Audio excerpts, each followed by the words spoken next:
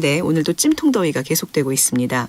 오늘 오후 4시 반 기준 최고 기온은 양구가 36.7도까지 치솟았고 전주 36.3도, 청주 35.9도, 서울 35.8도, 대전 34.9도 등 서쪽 내륙 지역을 중심으로 35도 안팎까지 올랐습니다. 내일은 대체로 맑겠고 폭염이 이어지겠습니다. 5시 뉴스를 마칩니다. 지금까지 아나운서 최현정이었습니다. KBS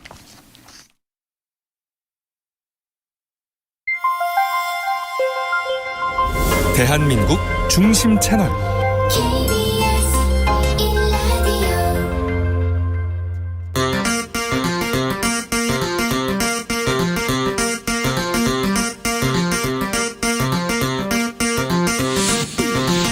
주진우 라이브.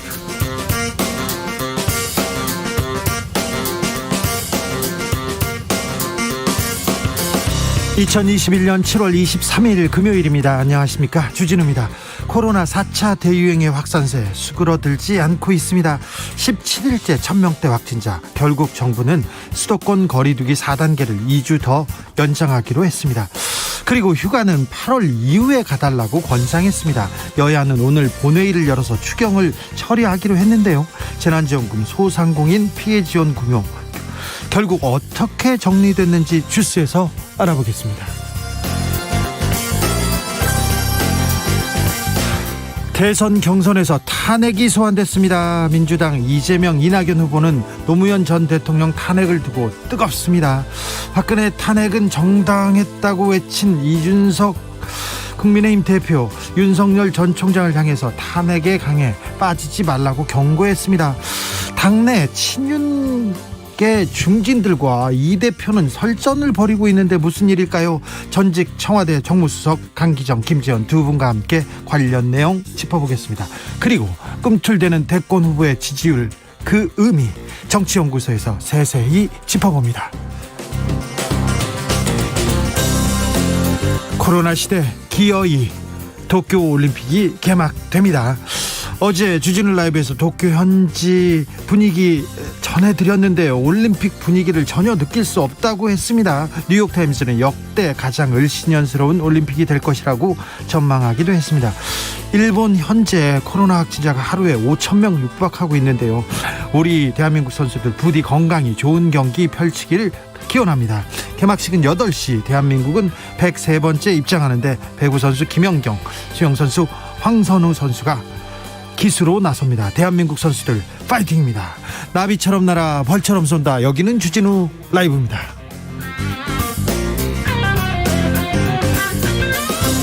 오늘도 자중자애, 겸손하고 진정성 있게 여러분과 함께 하겠습니다. 7말 8초.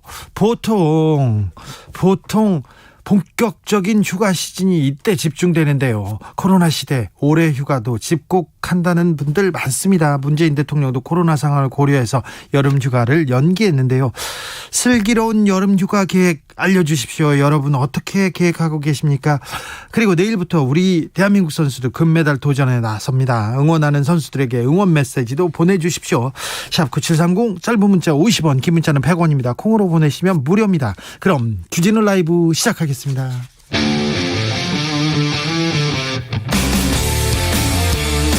탐사보도 외길 인생 20년. 주 기자가 제일 싫어하는 것은?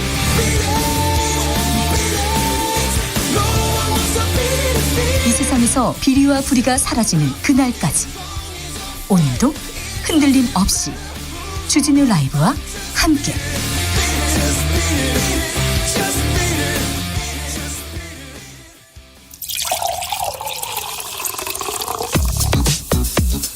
진짜 중요한 뉴스만 쭉 뽑아냈습니다. 주 라이브가 뽑은 오늘의 뉴스 주스. 정상근 기자, 어서 오세요. 안녕하십니까. 코로나 상황부터 살펴볼까요? 네, 오늘 코로나19 신규 확진자 수 1,630명이 나왔습니다. 예. 어제보다 200여 명 줄었긴 했습니다만 어제는 청해부대 확진자가 포함됐기 때문에 많았거든요. 그래서 지역 발생 확진자를 비교해보면 어제보다 많습니다. 비수도권 확진자 걱정입니다. 네, 비수도권 확진자 565명까지 나오면서 전체 확진자 대비 35.9%까지 비율이 올라갔습니다. 부산이 115명 나오는 등 연일 증가세고요. 경남도 100명에 육박했습니다. 휴가지에서 지금 집단 감염이 이어지고 있다는 것도 한 한 특징이기도 합니다.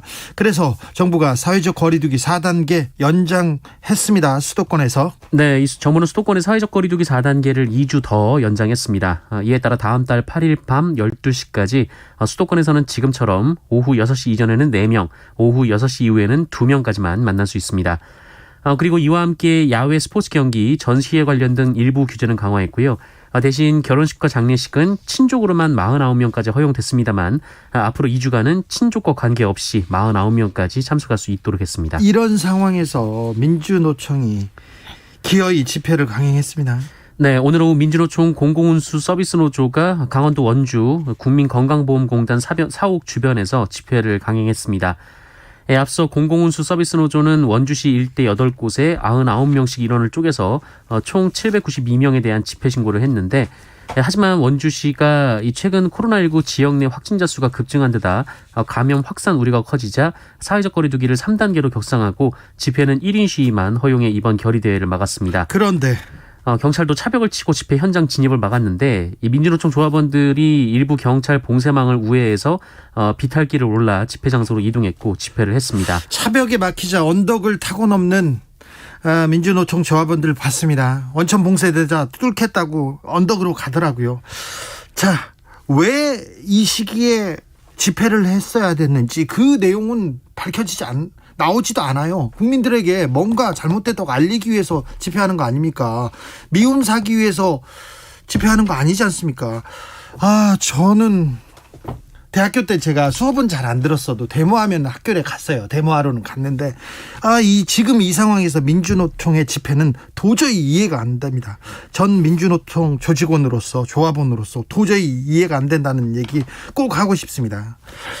방역 수칙을 어기고 유흥업소를 영업하는 사례 이어지고 있어요. 네, 경기도에서도 그 불법 영업 중이던 그 유흥주점이 적발됐는데요. 어제 이재명 경기도지사가 직접 현장을 찾았습니다.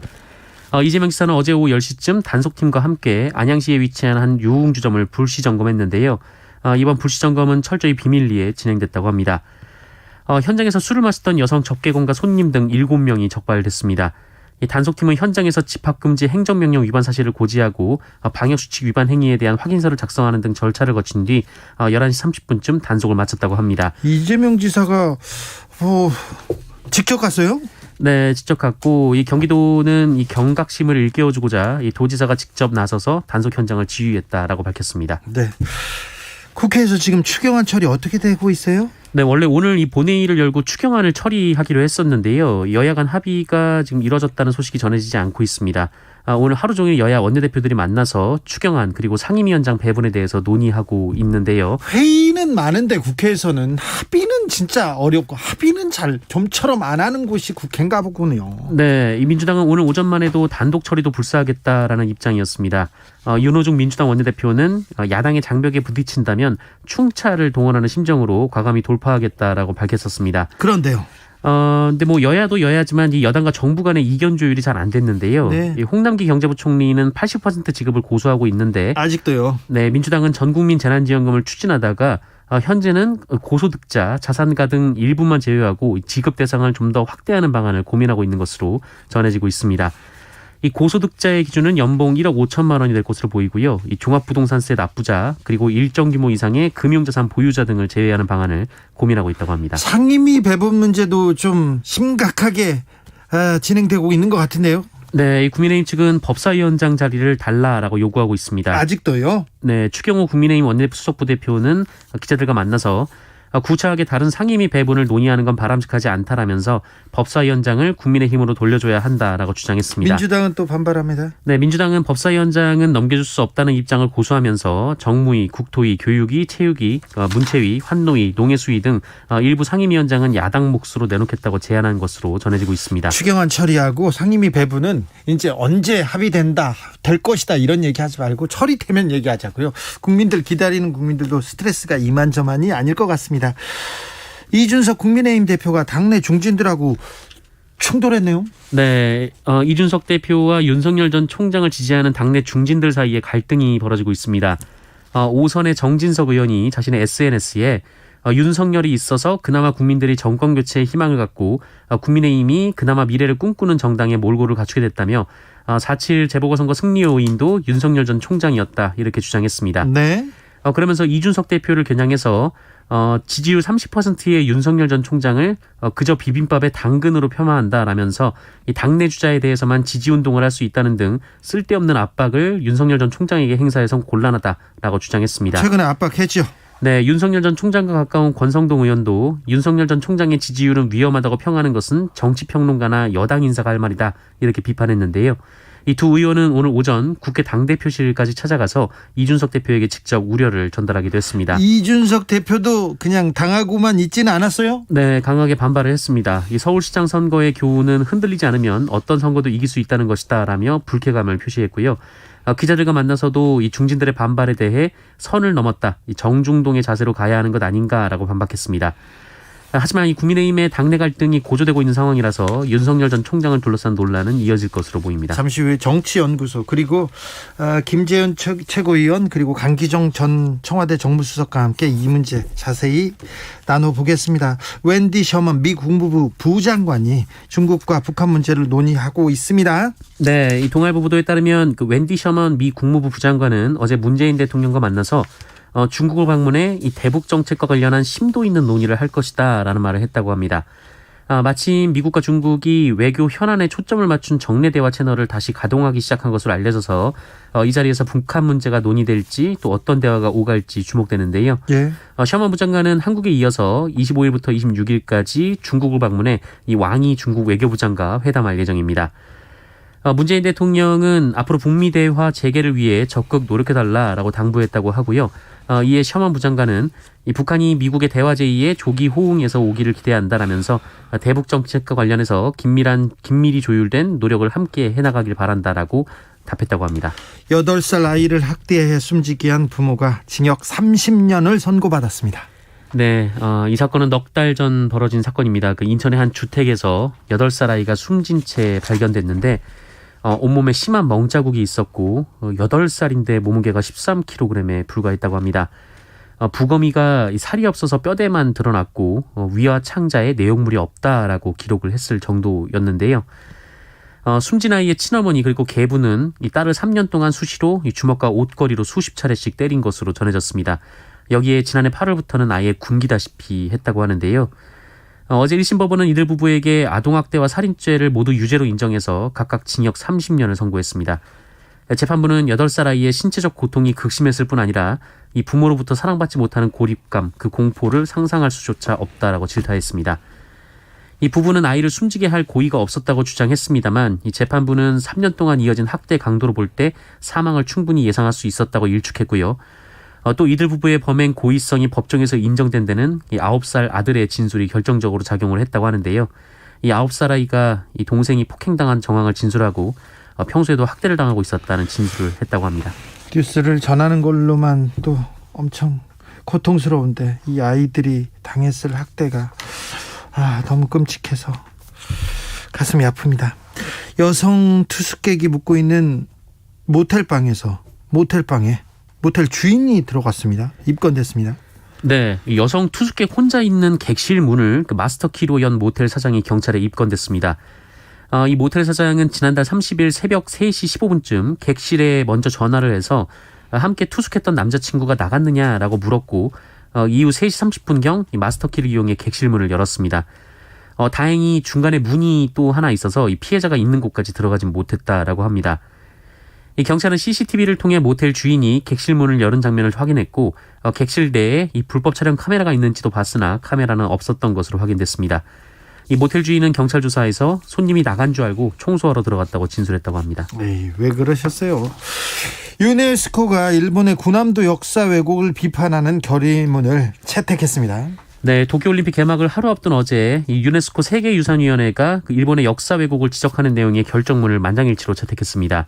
이 군함도를 세계 유산으로 등재할 당시 그 일본 정부가 이 조선인 강제 노동의 역사를 제대로 알리겠다 이렇게 약속을 해놓고도 약속했죠. 지키지 않았다라는 건데요. 하나도 지키지 않았죠. 네, 지난 2014년부터 일본은 이 초고속 산업혁명 유산의 하나라며 이 군함도를 세계 문화유산 등재를 추진했는데 네. 이 강제동원 등 외교 문제로 번지자 이 군함도의 어두운 역사도 제대로 알리겠다 이렇게 유네스코에 약속한 바 있습니다. 예.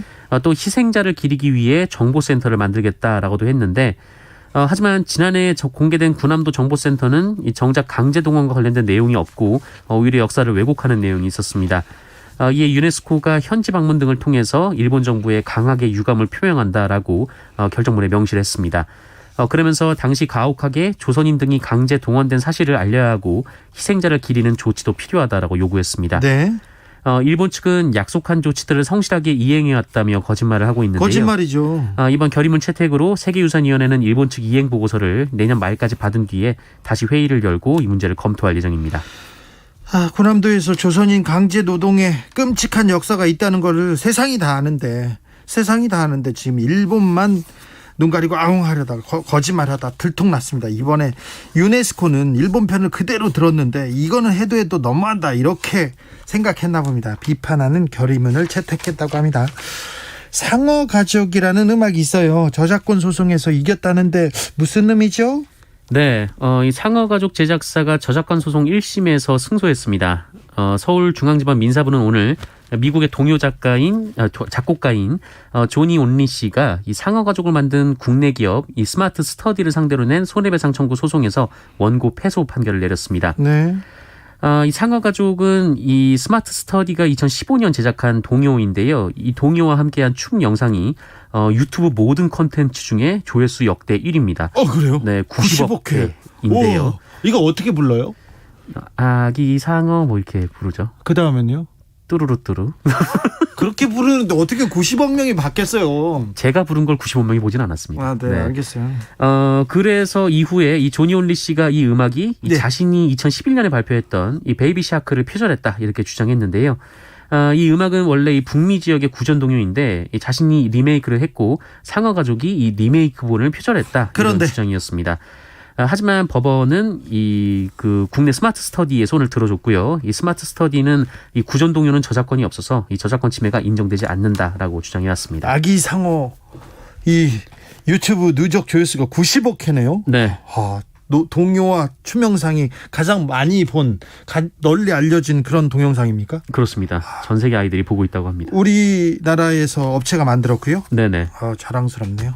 주스 정상근 기자와 함께했습니다. 수고하십시오. 고맙습니다. 다음번에 노래 좀 똑바로 불러주세요.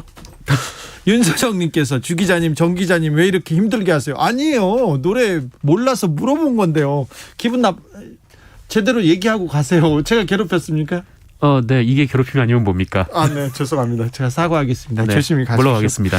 김종현님께서 오늘 지열이 옛날 시골집 새죽 끓일 때 아궁이 열기만큼이나 푹푹 찝니다. 바람도 없어요. 그러니까요. 37도 8도 막 이러는데 우와 너무 더웠습니다.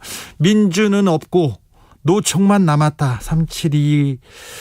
3726님께서 이렇게 얘기하는데 정말 민주노총 그 자리로 좀 돌아와 주십시오. 제발 좀 이 시기에 집회라니요. 0016님 택배 기사인데요. 요즘 택배 물량이 늘어나가지고 배달하기 지치네요. 날씨까지 너무 더워서 너무 힘든 요즘이네요. 얘기합니다. 날씨가 더워서 택배 물량이 늘고 있다고 합니다. 택배 아저씨들, 택배 기사님들 그리고 물류 작업하시는 분들 건강 각별히 챙겨야 합니다. 이 더위에 교통정보 알아볼까요? 임초희 씨.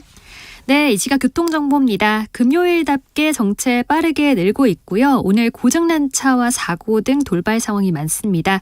먼저 서울 시내 분당수서로 청담대교 방면으로 탄천일교 지난 3차로에 고장난 차가 있습니다. 복정부터 많이 밀리고요. 반대 성남 쪽으로는 수서 3차로에 사고가 생기면서 청담대교 북단부터 답답합니다. 내부순환도로 성산 쪽은 정릉램프 3차로에서 고장난 차 처리 중이고요. 마장램프부터 정체가 심합니다. 뒤로 이어지는 북부간선도로 도심 쪽 신내부터도 영향을 받고 있고요. 경부고속도로 서울 쪽은 북천안 부근 5차로에서 고장난 차 2시간 넘게 처리하고 있습니다. 이 일대 6km 구간 여파 받고 있고요. 더 가서는 안성역에서부터 오산, 기흥 동탄 부근에서 수원, 다시 판교와 달래내 부근에서 반포까지 운행이 더딥니다. 평택제천 고속도로 제천 쪽으로는 청북 부근 3차로에 고장난 차가 있어서요. 2km 구간 정체가 심합니다. KBS 교통정보센터에서 임초희였습니다.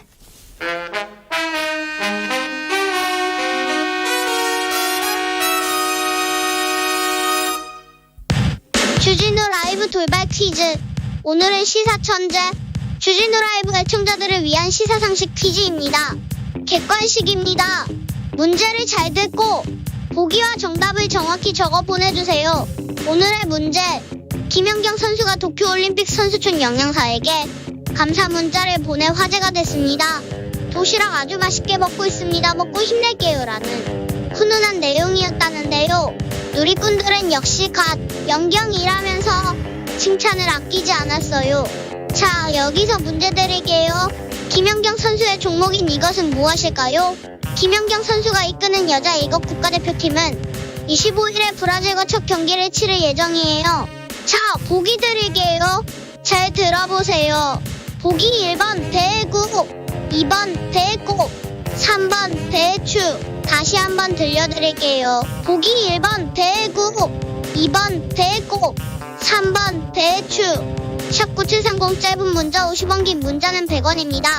지금부터 정답 보내주시는 분들 중 추첨을 통해 햄버거 세트 모바일 쿠폰 드리겠습니다. 주진우 라이브 돌발 퀴즈. 월요일에 또 만나요.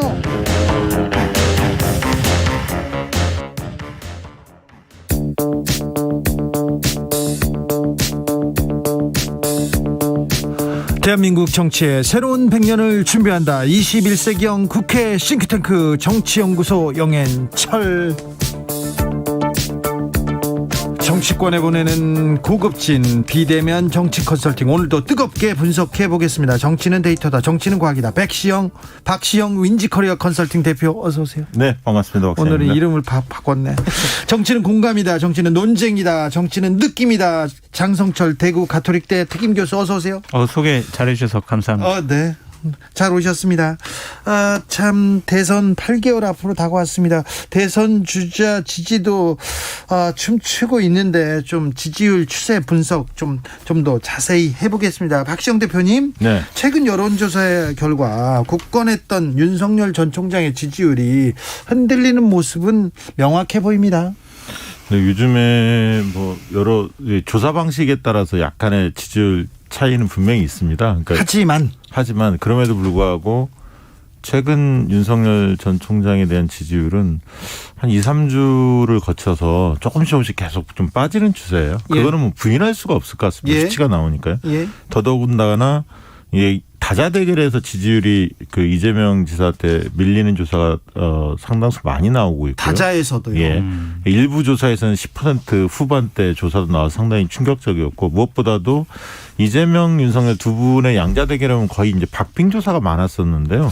윤석열 전 총장이 이긴 조사가 훨씬 많았죠. 저기 ARS 조사라면 이긴 조사가 더 많았었죠, 과거에. 네. 근데 최근 들어서는 이재명 지사가 좀 우위에 있는 조사들이 좀 많이 나오고 있고, 격차가 전화 면접 조사 상담원이 할 때는 10% 이상 벌어지는 조사들도 제법 나오고 있습니다. 그리고 이낙연 대표하고 가상 대결에서도 밀리는 조사가 나오다 보니까 전체적으로 윤석열 전 총장의 이 하락세, 이 부분에 대해서는 부인할 수 없는 것 같습니다. 장성철 소장. 안 좋죠. 흐름만 봐서는 좀 안 좋은 흐름이다라고 말씀을 드리고, 근데 개인 선호도, 지지도 여론조사를 보면 30%에서 19%까지 좀 진폭이 크더라고요. 여론조사 기관에 따라서. 네. 그래서 이것을 그냥 추세만 봐야지 10%대까지 떨어졌어, 아이고, 이렇게 생각해서는 안 될 것 같고요. 저는 어떤 개인적인 여론의 지지 하락보다 윤석열 총장이 더 아픈 부분이 있어요. 그러니까 박시영 대표님 말씀 잘해 주셨듯이 양자 대결에서도 계속 좀 표 차이가 커져가고 있다. 이낙연 대표에도 지고 있다. 이것이 더 뼈아프다라고 말씀드립니다. 그 얘기는요. 그 얘기는 예를 들면 우리 그 여야 쪽에 확 쏠리지 않는 중간지대가 있지 않습니까? 네. 흔히 말하는 스윙 보터라고 네네. 하는데요. 이쪽도 찍고 저쪽도 찍고 상황을 봐서 옮겨 다니는 표들인데요. 사실 윤석열 전 총장한테 그걸 기대하는 중도층 지지자 적지 맞습니다. 않았습니다. 네, 그래서 그동안에 윤석열 전 총장의 지지율이 높았던 것은 중도층에서 지지율이 받쳐줬거든요. 높게 받쳐졌는데 최근 조사를 보면 중도층에서 좀 빠지기 시작한 거죠. 그 부분이 좀 아프게 다가오는 대목이고요. 그러다 보니까 정권 심판을 바라는 분들이 가상대결 이재명, 윤석열 했을 때 윤석열 후보 쪽으로 다 쏠리지 않는다는 거죠. 다 가지 않는다. 그런데 이렇게 그 지지율이 흔들리고 지지율이 빠지는 이유가 뭘까요? 본인이 대응을 잘 못해서 그렇죠. 지난 한 주간만 봐도 상당히 뭐 행보, 메시지 예. 이런 것 관련해서 여러 가지 혼선이 있었고 그 혼선을 잘 틈타서 여권에서 아주 집중적인 공격을 가했습니다. 그것에 대해서 윤석열 총장 측이 제대로 된 반응도 못했어요. 대응도 제대로 못했어요. 예.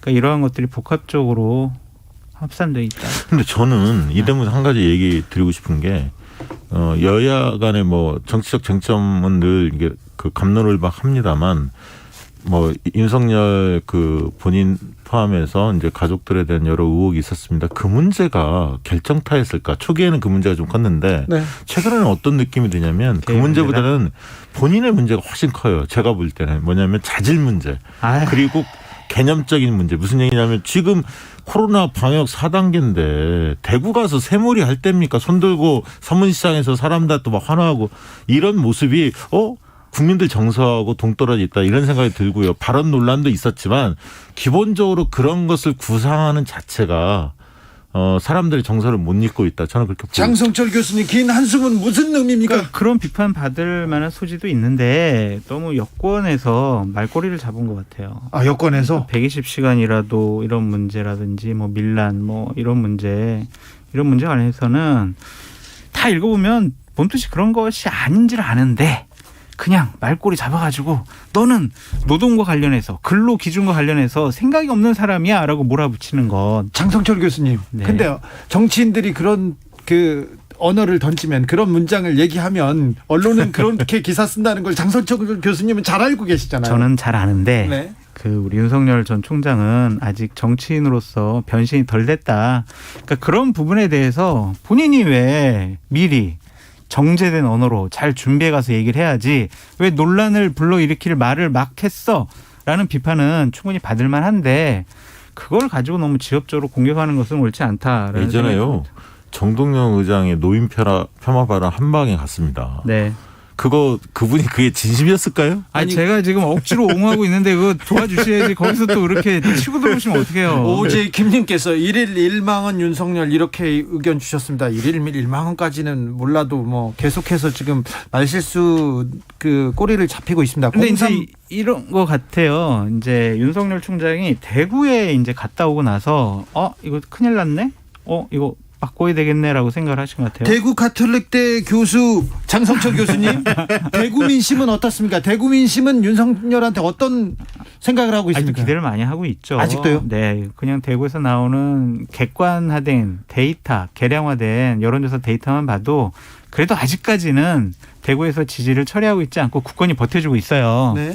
그래서 윤석열 총장 측이 이제 이번 주에 이제 주말 정도 되면은 캠프를 좀 바꾸고 사람들도 좀 보강하고 예를 들면 대변인도 좀 보강하고 캠프에 종합 상황 실장할 어떤 정치력이 있는 분, 대선을 치러봤던 분 이런 분도 영입을 해서 좀 제대로 된 캠프를 좀 만들려고 하는 것 같다.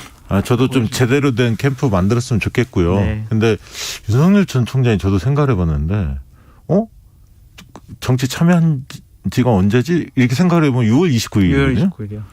한 달도 안 됐습니다. 근데 느낌은 한 두세 달 된 것 같아요. 네. 워낙 많이 이슈도 있었고. 매일 이슈였죠. 네, 그래서 너무 그 빈번하게 뭔가를 해야 한다라고 생각하는 것 같은데 맞아요. 조금 준비가 좀 덜 돼 있다는 느낌 확실히 좀 듭니다. 말을 아끼는 것도 방법일 것 같고요. 개선할 여지가 좀 있을 것 같은데 5882님께서 4년 전 일일 일실수 반기문이 떠오르는 건 나뿐인가요? 이렇게 물어봅니다. 그런데 반기문 전 총장도 만났잖아요. 네. 그것도 전략적으로 그렇게 좋아 보이지는 않았어요. 장성철 교수님 어떻게 보셨어요? 동감이에요.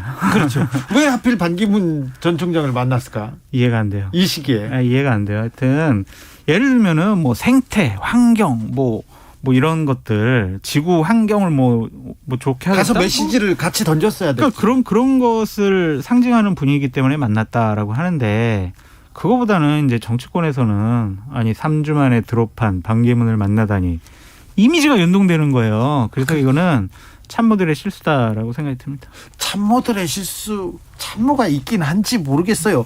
0388님, 윤석열은 안 되겠다. 엑스파일 폭로한 우리 장 교수. 제가 안 되겠다고 안 했고요. 판단이 맞았고, 왜 힘들겠다. 아, 그래요? 힘들겠다. 어렵겠다. 이런 왜 그랬는지 전적으로 이해가 된답니다. 네, 그러시면 안 되는데요. 아, 그래요? 좀만 더 기회를 줘보세요. 아직 뭐 한 달도 안 됐고. 네. 본인도 이제 여러 가지 부족한 걸 알아서 여러 가지 보강도 하고 새롭게 진영을 꾸리려고 하니 네. 그것도 한번 보고 다음 주에 다시 한번 얘기했으면 좋겠다는 생각이 듭니다. 대권이 지도자가 되겠다는 사람인데 네. 보름 만에 네. 그리고 또 한 달 만에 막 바뀌고 그러나요, 사람이? 그래도 어느 정도 국민적인 기대와 지지를 받고 있으니까요. 네. 좀 실무적인 부분에서 보강이 이루어진다면 네. 다시 한번 또 치고 올라갈 수 있지 않을까라고 네. 전망해 봅니다. 그럴까요? 지금 반전의 모멘텀을 만들 수 있을까요? 뭐 없다라고 그 단정적으로 얘기하는 것이 또 오해를 불러일으킬 수 있기 때문에 네. 저는 뭐 그 부분에 노코멘트 하겠습니다. 1065님께서 페널티킥 실축을 계속하면 응원하고 사랑하던 팬들도 욕하기 마련입니다. 윤 전 총장도 비슷한 처지가 다분해 보입니다. 얘기합니다. 아마 일요일쯤에 뭐 이렇게 좀 새롭게 바뀐 윤석열 이게 좀 나올 것 같아요. 한번 지켜보시죠. 바뀐 윤석열 그리고 뭔가를 또 정책을 던지는 윤석열이 나와야 되는데 지금 이번 주가 다음 주까지 올림픽 시즌 아닙니까? 네. 그래서 뭐 아무튼 행보를 참신하게 하는 건 좋은데 국민들이 얼마나 눈이 쏠릴지는 좀 모르겠어요. 체제 정비. 체제 정비. 체제 정비를 해야 됩니다. 의원들 좀 참여하고. 그런데 메시지도 계속해서 엑스파일 그거 돈 노린 소송권 때문이다 이러면서 과거 얘기를 계속 지금 과거 그리고 주변 문제에 대해서 명확하게 해결하고 넘어가는 모습을 보여주지 못하고 있습니다. 아니 근데 그 정대택 씨와의 고소전 장모가 또 그 나섰죠. 그러면 또 정대택 씨도 정면에 좀 나서다 보니까 이 문제는 쉽게 그냥 끝날 성질의 것은 아닌 것 같아요. 계속 좀 커질 것 같습니다. 그 이슈는. 자, 윤석열 전 총장 주변에서요. 네. 장모 네. 그리고 부인 네. 그리고 윤우진 씨까지 나서서 이렇게 얘기하고 있어요. 네. 그게 윤석열 전 총장한테 전혀 도움이 안 되고 있는 것 같은데 국민의힘에서 윤석열 후보를 바라보는 조금 감정이 좀 미묘할 것 같습니다. 그러니까 처음에는 먼저 정권 교체를 해올 수 있는 분이다라고 예. 생각했다가 약간은 좀 대응이 좀 부족하네라고 하면서 왜 저럴까? 그래도 윤석열밖에 없어. 윤석열 우리가 그래도 보호해줘야지. 이러한 얘기들이 혼재되어 있는 것 같아요. 그래서 지금 뭐 정진석, 권성동 이 좌우 날개 아니겠습니까? 네. 윤석열 총장의 이분하고 이준석 대표랑은 약간의 좀 어지간한 좀 다툼이 있어요. 오늘 뭐 선을 넘었다고 정면 충돌하는 양상입니다. 근데 이제 권성동 의원이 다시 페이스북에다가 저 이준석 대표랑 다 오해도 풀고 얘기 잘했다. 더 이상 뭐 이준석 대표 공격 안 했으면 좋겠다. 본인이 그렇게 얘기를 했는데 저는 이런 것들이 좀 되게 우려스러워요. 왜요? 당대표는 특정 후보를 배려하거나 불이익 줄 수가 없고 그래서도 안 돼요. 예. 그런데 이준석 대표가 윤석열 전 총장에 대해서는 유독 정말 좀 안 좋은 소리라고 해야 될까요? 네, 계속 불이익을 주는 소리를 하고 있어요. 계속 견제구를 날리고 있죠. 이 부분은 할 필요가 없는 일을 하고 거기 있다. 단어에 유독이 눈길을 끕니다. 앞에가 유네요. 네. 그렇죠. 특정 후보의 상하고 또 가까워. 그래서 이런 것들을 또 조율할 수 있는 당에 좀 중진 어른들이 있어야 되는데 네. 그것도 좀 부재한 것이 자칫 잘못하면 좀 갈등으로 비화될 수 있지 않을까? 근데 사실 저는 윤석열 총장이 조금 어떻게 보면 억울할 만한 부분도 있어요. 무슨 얘기냐면 여태까지 다 때려놓고 이렇게 또 억울하다고. 오늘 덜 때리잖아요. 오늘. 근데 왜냐하면 이준석 대표 입장에서 윤석열 총장한테 자꾸 입당하라 하는데 경선 룰을 확정을 안 지어요. 그래놓고 입당하라 하는 얘기는 윤석열 전 총장 측에서 바라볼 때 이건 뭐야? 이 생각이 들 수밖에 없습니다. 왜냐하면 어떻게 경선을 치르겠다는 건지 명확히 밝혀야 외부 주자가 당내 기반이 없는 외부 주자가 들어가더라도 충분히 경쟁할 만하다. 이렇게 판단이 돼야 입당에 대한 진지한 고민이 이루어질 수 있는데 전혀 그 부분에 대한 진도가 안 나가요. 근데 그 박 대표님 그거는요 대략적으로는 당원 당규에 좀 나와 있고요. 그냥 세부적인 어디 가서 뭐 합동 연설을 하네, 뭘 하네 이런 것들은 각 주자들 간의 대리인이 모여서 하는 거 뭐 더 잘 아시지 않습니까? 그래서 경선 룰을 핵심 룰이 뭡니까? 거기가 네? 핵심 룰이 뭡니까? 거기는 50대 50이죠. 여론조사를 하겠다는 거예요?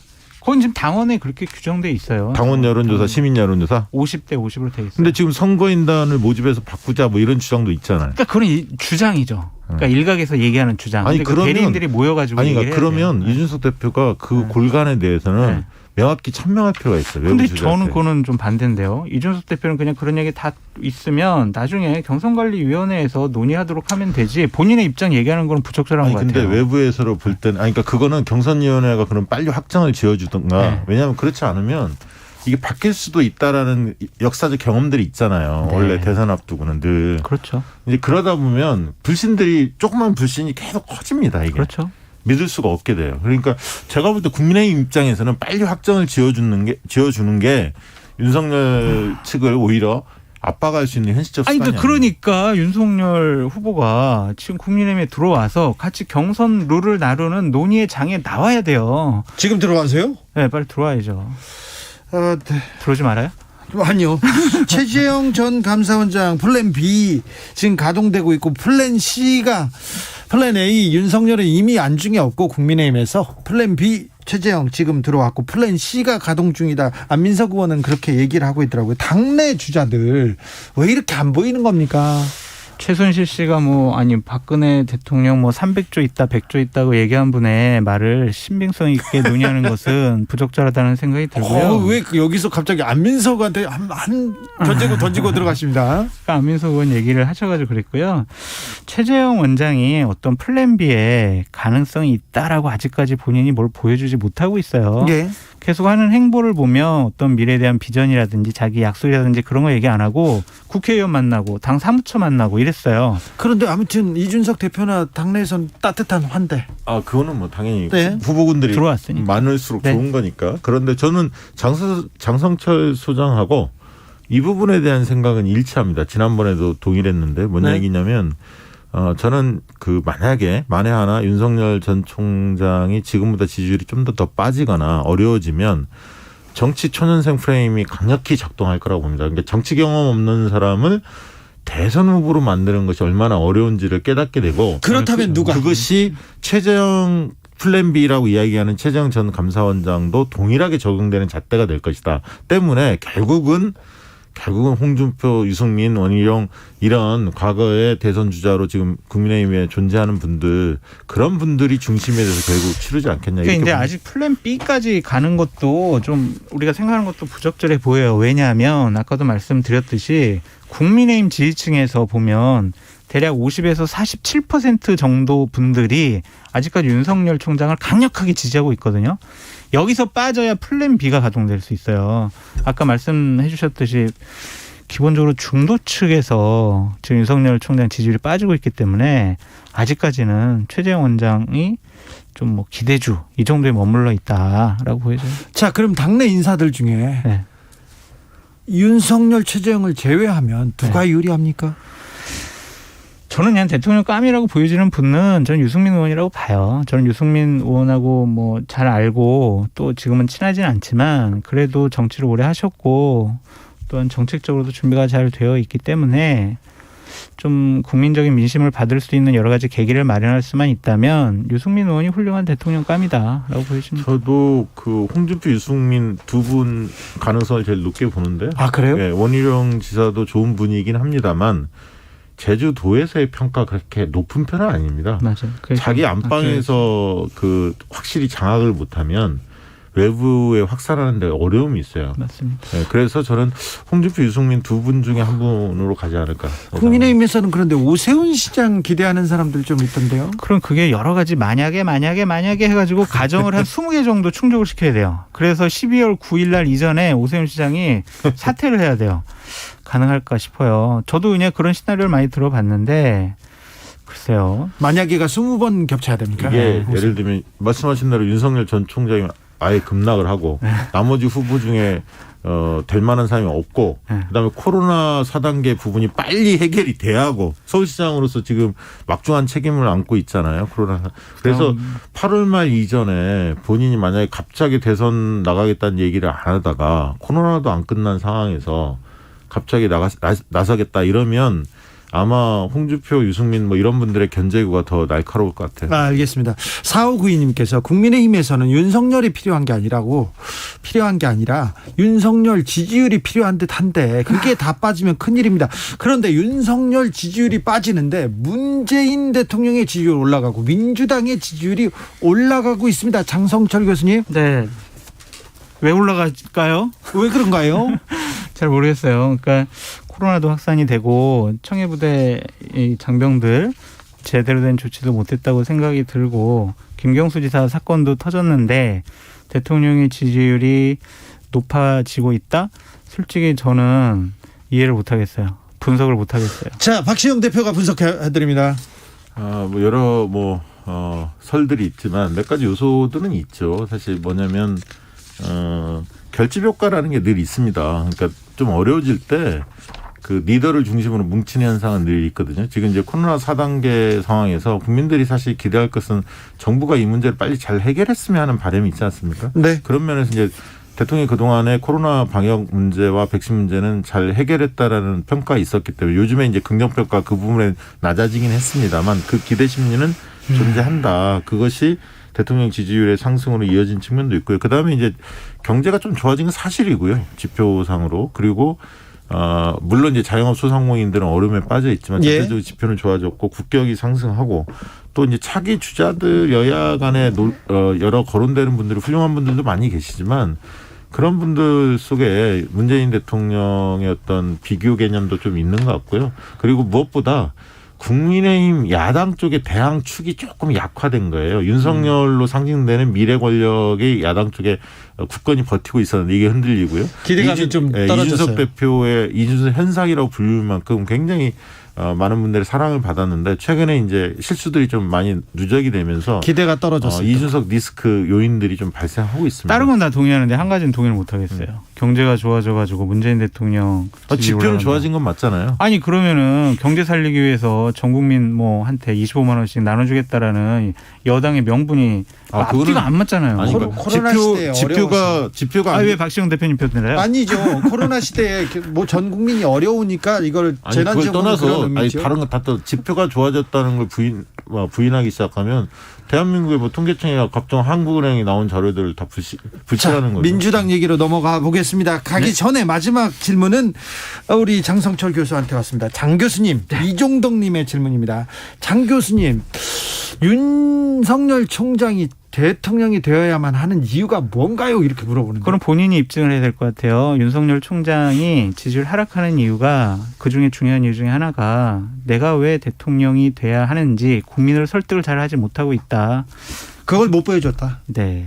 그것은 본인이 보여줘야 된다. 네, 그렇습니다. 네. 그러니까 세상을 어떻게 바꿀 건데 시민의 삶을 국민의 삶을 어떻게 바꿀 건데에 대한 청사진을 보여줘야죠. 자. 민주당으로 넘어가 볼게요. 민주당에서는 이재명, 이낙연 두 후보 간의 경쟁이 좀 거칠어지고 있습니다. 어찌 보고 계십니까, 장성철 교수님? 저는 감정의 골이 이제 완전히 깊어져서 선을 넘었다라고 생각이 들어요. 왜냐하면 저는 선을 넘은 그 상징을 뭐로 보냐면 고소고발이에요. 네. 한쪽에서 고소고발하면요 다른 쪽에서 가만히 있을 수가 없어요. 서로 이제 꼬투리 잡아서 계속 고소고발할 수밖에 없거든요. 이낙연 대표에 대해서 친문이 지지하고 있다라는 것 때문에 너의 정체성은 친문의 뿌리인 친노가 아니야라고 지금 이재명 지사 쪽에서 공격하는 겁니다. 탄핵 때 당신 뭐 했어? 이게 가장 상징적인 공격이죠. 이 부분에 대해서 여러 가지 화면과 내용을 갖고 이재명 측에서 공격을 하고 있는데 제대로 된 방어를 이낙연 대표 쪽에서 하지 못하면 자칫 잘못하면 그래? 저 사람이 우리 사람이 아니었네? 정체성이 우리랑 맞지도 않았을 수도 있네? 라고 친문 지지자들이나 선거인단들이 판단할 수도 있다. 왜냐하면 이낙연 대표가 열린우리당 참여 안 하시고 민주당을 사수했었잖아요. 네. 그 민주당에서는 탄핵 찬성했었고 예. 그런 부분들에 대해서 다시 재평가가 있을 수도 있다. 위험해 보인다. 그러니까 지금 예비 경선이 끝난 다음에 그 이낙연 후보의 지지율이 상당히 많이 상승하지 않았습니까? 예.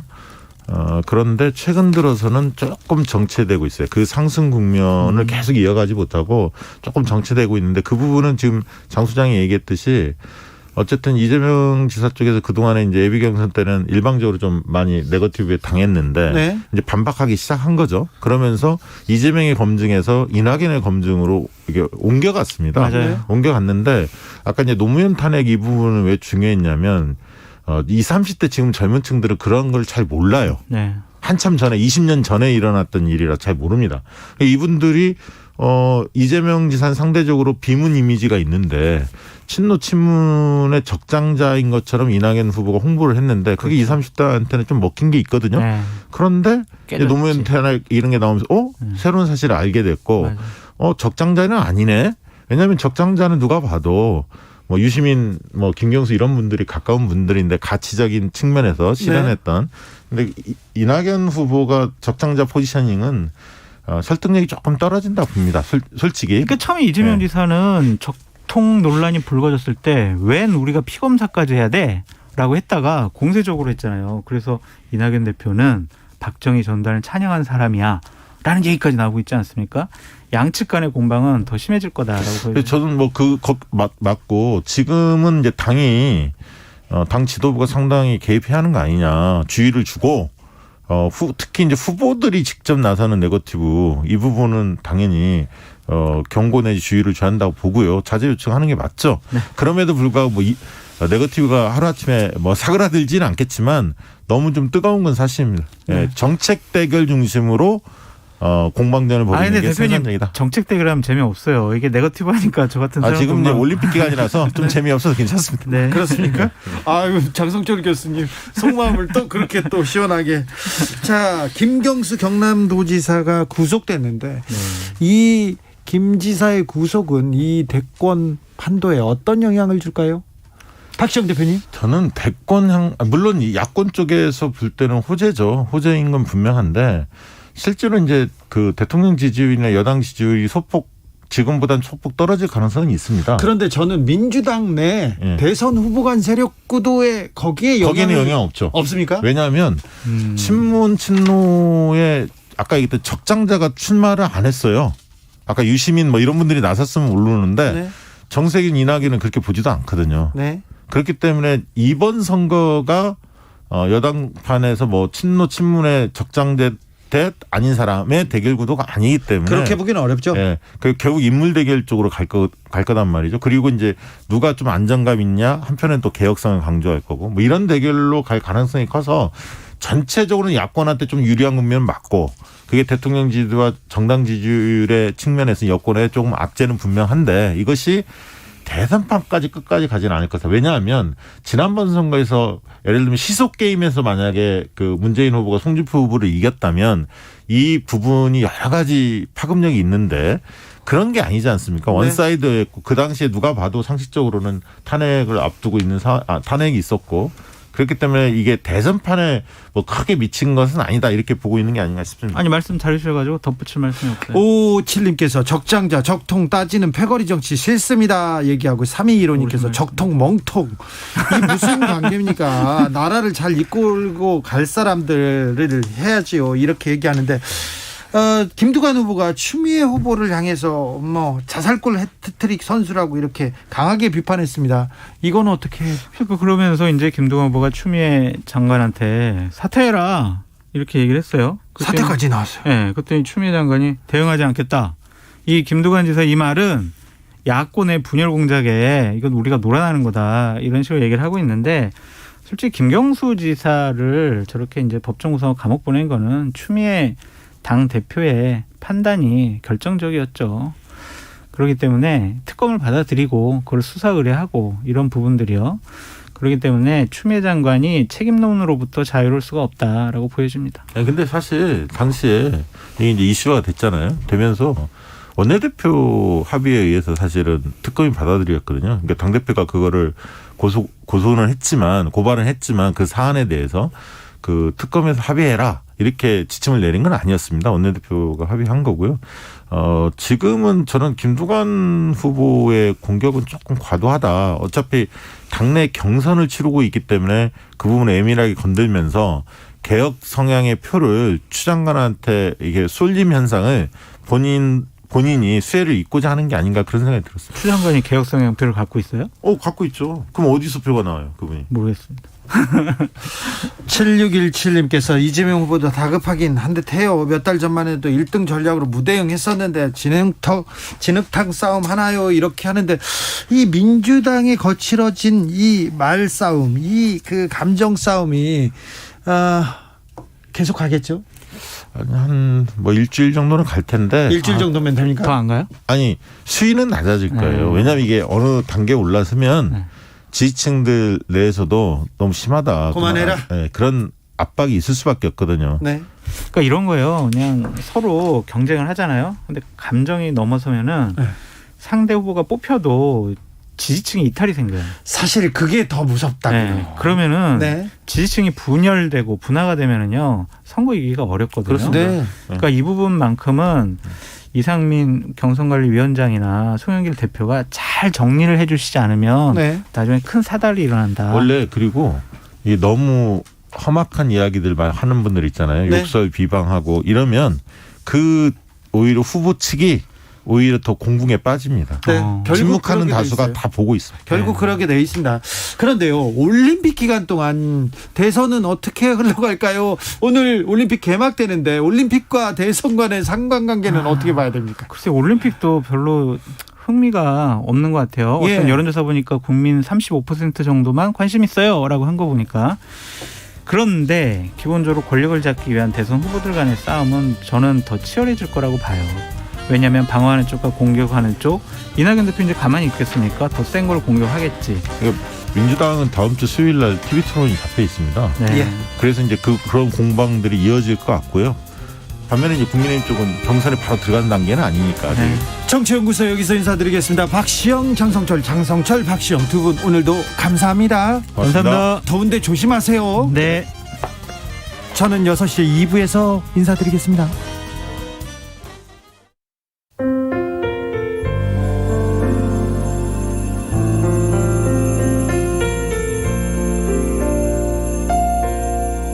KBS 라디오 연중기획 희망충전 대한민국 439번째 이야기.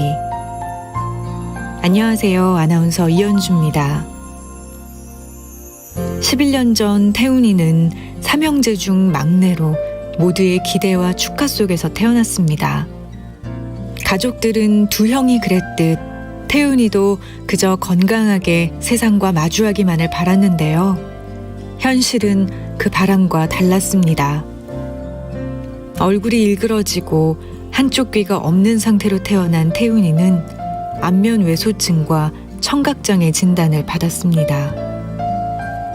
최근에는 발달장애까지 겹치면서 가족들의 절망감이 더 커지고 있습니다. 아픈 손가락인 동생에게 부모님의 사랑을 내어줄 수밖에 없었던 두 형은 우울증 진단을 받고 방황의 길을 걷고 있습니다. 언제쯤이면 5 식구가 마음 편히 웃어볼 수 있을까요? 끝이 없는 터널을 헤매는 태훈이네 가족들에게 여러분이 따뜻한 응원을 보내주세요.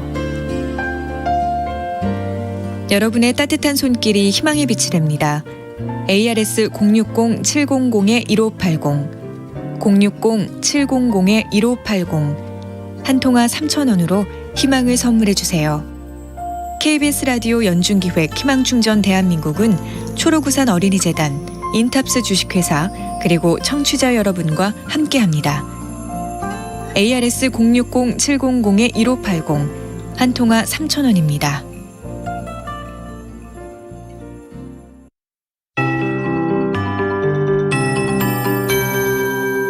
KBS 58분 날씨. 전국적으로 폭염 상황 속에 수도권 지역은 오존 농도도 높습니다. 호흡기와 눈을 자극하는 오존의 경우 지금 인천의 영흥 지역, 또 동남권 지역, 경기도의 중부와 북부에 이어서 서울의 서남권 지역까지 오존주의보가 발효되는데요. 내일 역시 인천은 매우 나쁨 단계, 서울과 경기도, 충청남도, 전남, 경남 지역은 나쁨 단계가 예상된다는 점 참고하시면 좋겠습니다.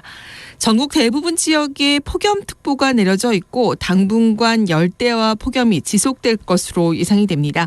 내일 아침 최저 기온 오늘과 비슷한 서울, 인천 27도, 제주 26도, 광주와 부산, 독도는 25도로 오늘 밤도 열대야가 나타나는 곳이 많겠고요. 주로 대도시와 해안 지역이 될 것으로 보입니다. 내일 낮 기온도 오늘과 비슷해 폭염이 심하겠습니다. 서울과 춘천은 37도, 고양 지역은 38도의 높은 기온을 내다보고 있고요. 이 밖에 광주 36도, 대전 35도, 부산, 강릉 지역은 32도 안팎까지 오른다는 점 염두에 두시고 폭염이 극심한 오후 2시부터 5시에는 야외 활동도 자제하시는 것이 좋겠습니다. 북태평양 고기압의 영향을 받고 있습니다. 오늘과 내일 맑은 곳이 많은 가운데 오늘 저녁 경기도 북동부 지역과 강원도 내륙 산지는 소나기가 지나갈 것으로 보이고 일요일 오후에는 제주도 지방에 비 소식이 있겠습니다. 지금 서울 기온은 35.1도입니다. 윤지수입니다.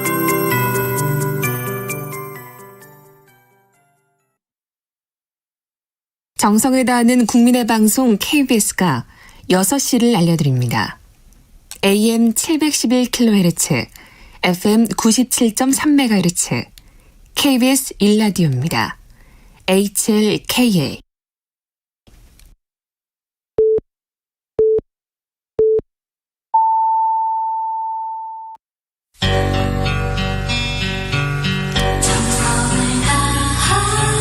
정성을 다하는 국민의 방송 KBS 주진우 라이브. 그냥 그렇다고요.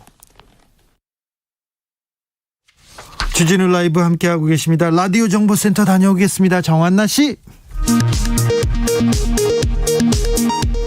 여야가 재난지원금을 국민의 90% 가까이에게 1인당 25만 원씩 지급하기로 합의했습니다.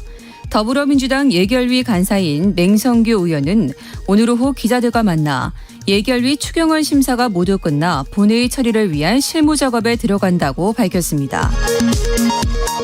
서울시가 광화문 광장에 설치된 세월호 기억공간 철거를 위한 물품 정리를 강행했습니다. 4.16 세월호 참사 가족협의회는 오늘 오후 3시 30분 서울시 총무과로부터 광화문 기업관 내 사진과 기억 물품을 빼가겠다는 통보를 받았다고 밝혔습니다. 이어 현재 세월호 가족들은 기업관으로 이동해 대치 중에 있다면서 서울시 공무원들이 입구에서 취재를 맡고 있는 상태라고 전했습니다. 문재인 대통령이 23일 청해부대의 코로나19 집단 감염 사태에 대해 SNS 메시지를 통해 청해부대 부대원들이 건강하게 임무 수행을 할 수 있도록 세심하게 살피지 못했다며 걱정하실 가족들에게도 송구한 마음이라고 밝혔습니다. 오는 26일부터 화이자 사이에 코로나19 백신을 맞는 사람들은 4주 뒤에 2차 접종을 하게 됩니다. 당초 1, 2차 접종 간격인 3주에서 일주일 더 늘어났습니다. 코로나19 방역 수칙을 위반한 프로야구 키움과 하나 선수들이 출장 정지 징계를 받았습니다. 이들은 지난 5일 서울 강남구의 한 호텔에서 외부 여성들과 술자리를 가지는 등 5인 이상 사적 모임을 금지하는 방역 수칙을 위반했습니다. 또 방역당국 조사에서 동선을 허위로 진술한 사실까지 드러나 큰 파장을 일으켰습니다. 지금까지 정보센터 뉴스였습니다.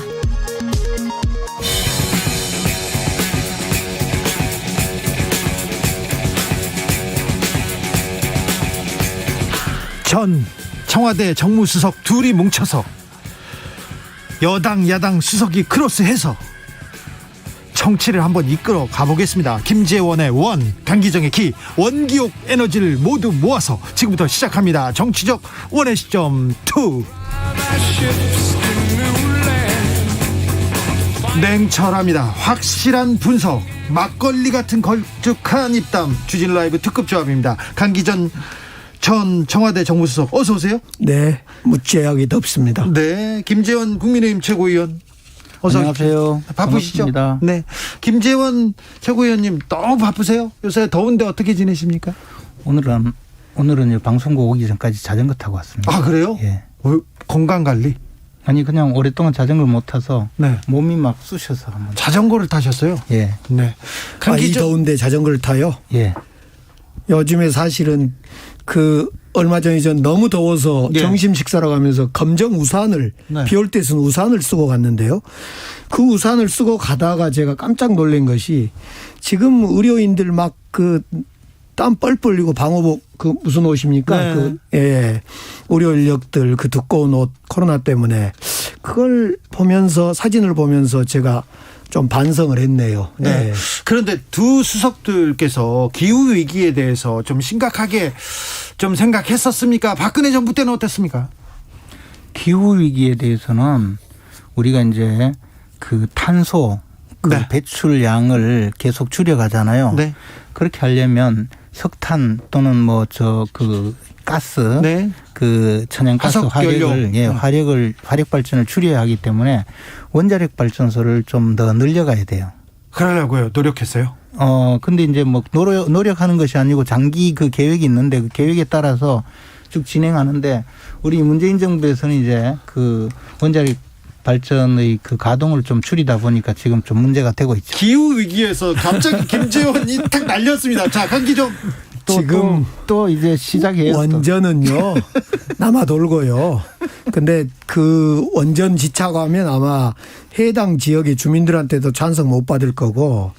아니 지금 울진에 중단해서 주민들이 반대하고 있는데 그거 문제 삼고 지금 기후 변화 때문에 전 세계가 참 야단이잖아요. 우리도 그에 대해 대응을 해야 되고 독일 이번 9월에 독일 총선이 있는데요. 거기가 지금 메르켈 정당이 일당인데 녹색당이 이번에 집권당이 될 거라고 그래요. 그 이유가 이 기후변화 때문에 대응 때문에 아마 그런 일이 일어나지 않을까. 우리 문재인 정부가 사실은 기후변화 관련해서 엄청나게 준비를 좀 많이 하고 있는데 여기서 깨알 자랑은 할 수 없고요. 네. 강기정 수석이 갑자기 독일에서 공부하고 오셨어요. 자, 첫 번째 정치권 주제로 가보겠습니다. 첫 번째 키워드는 탄핵입니다.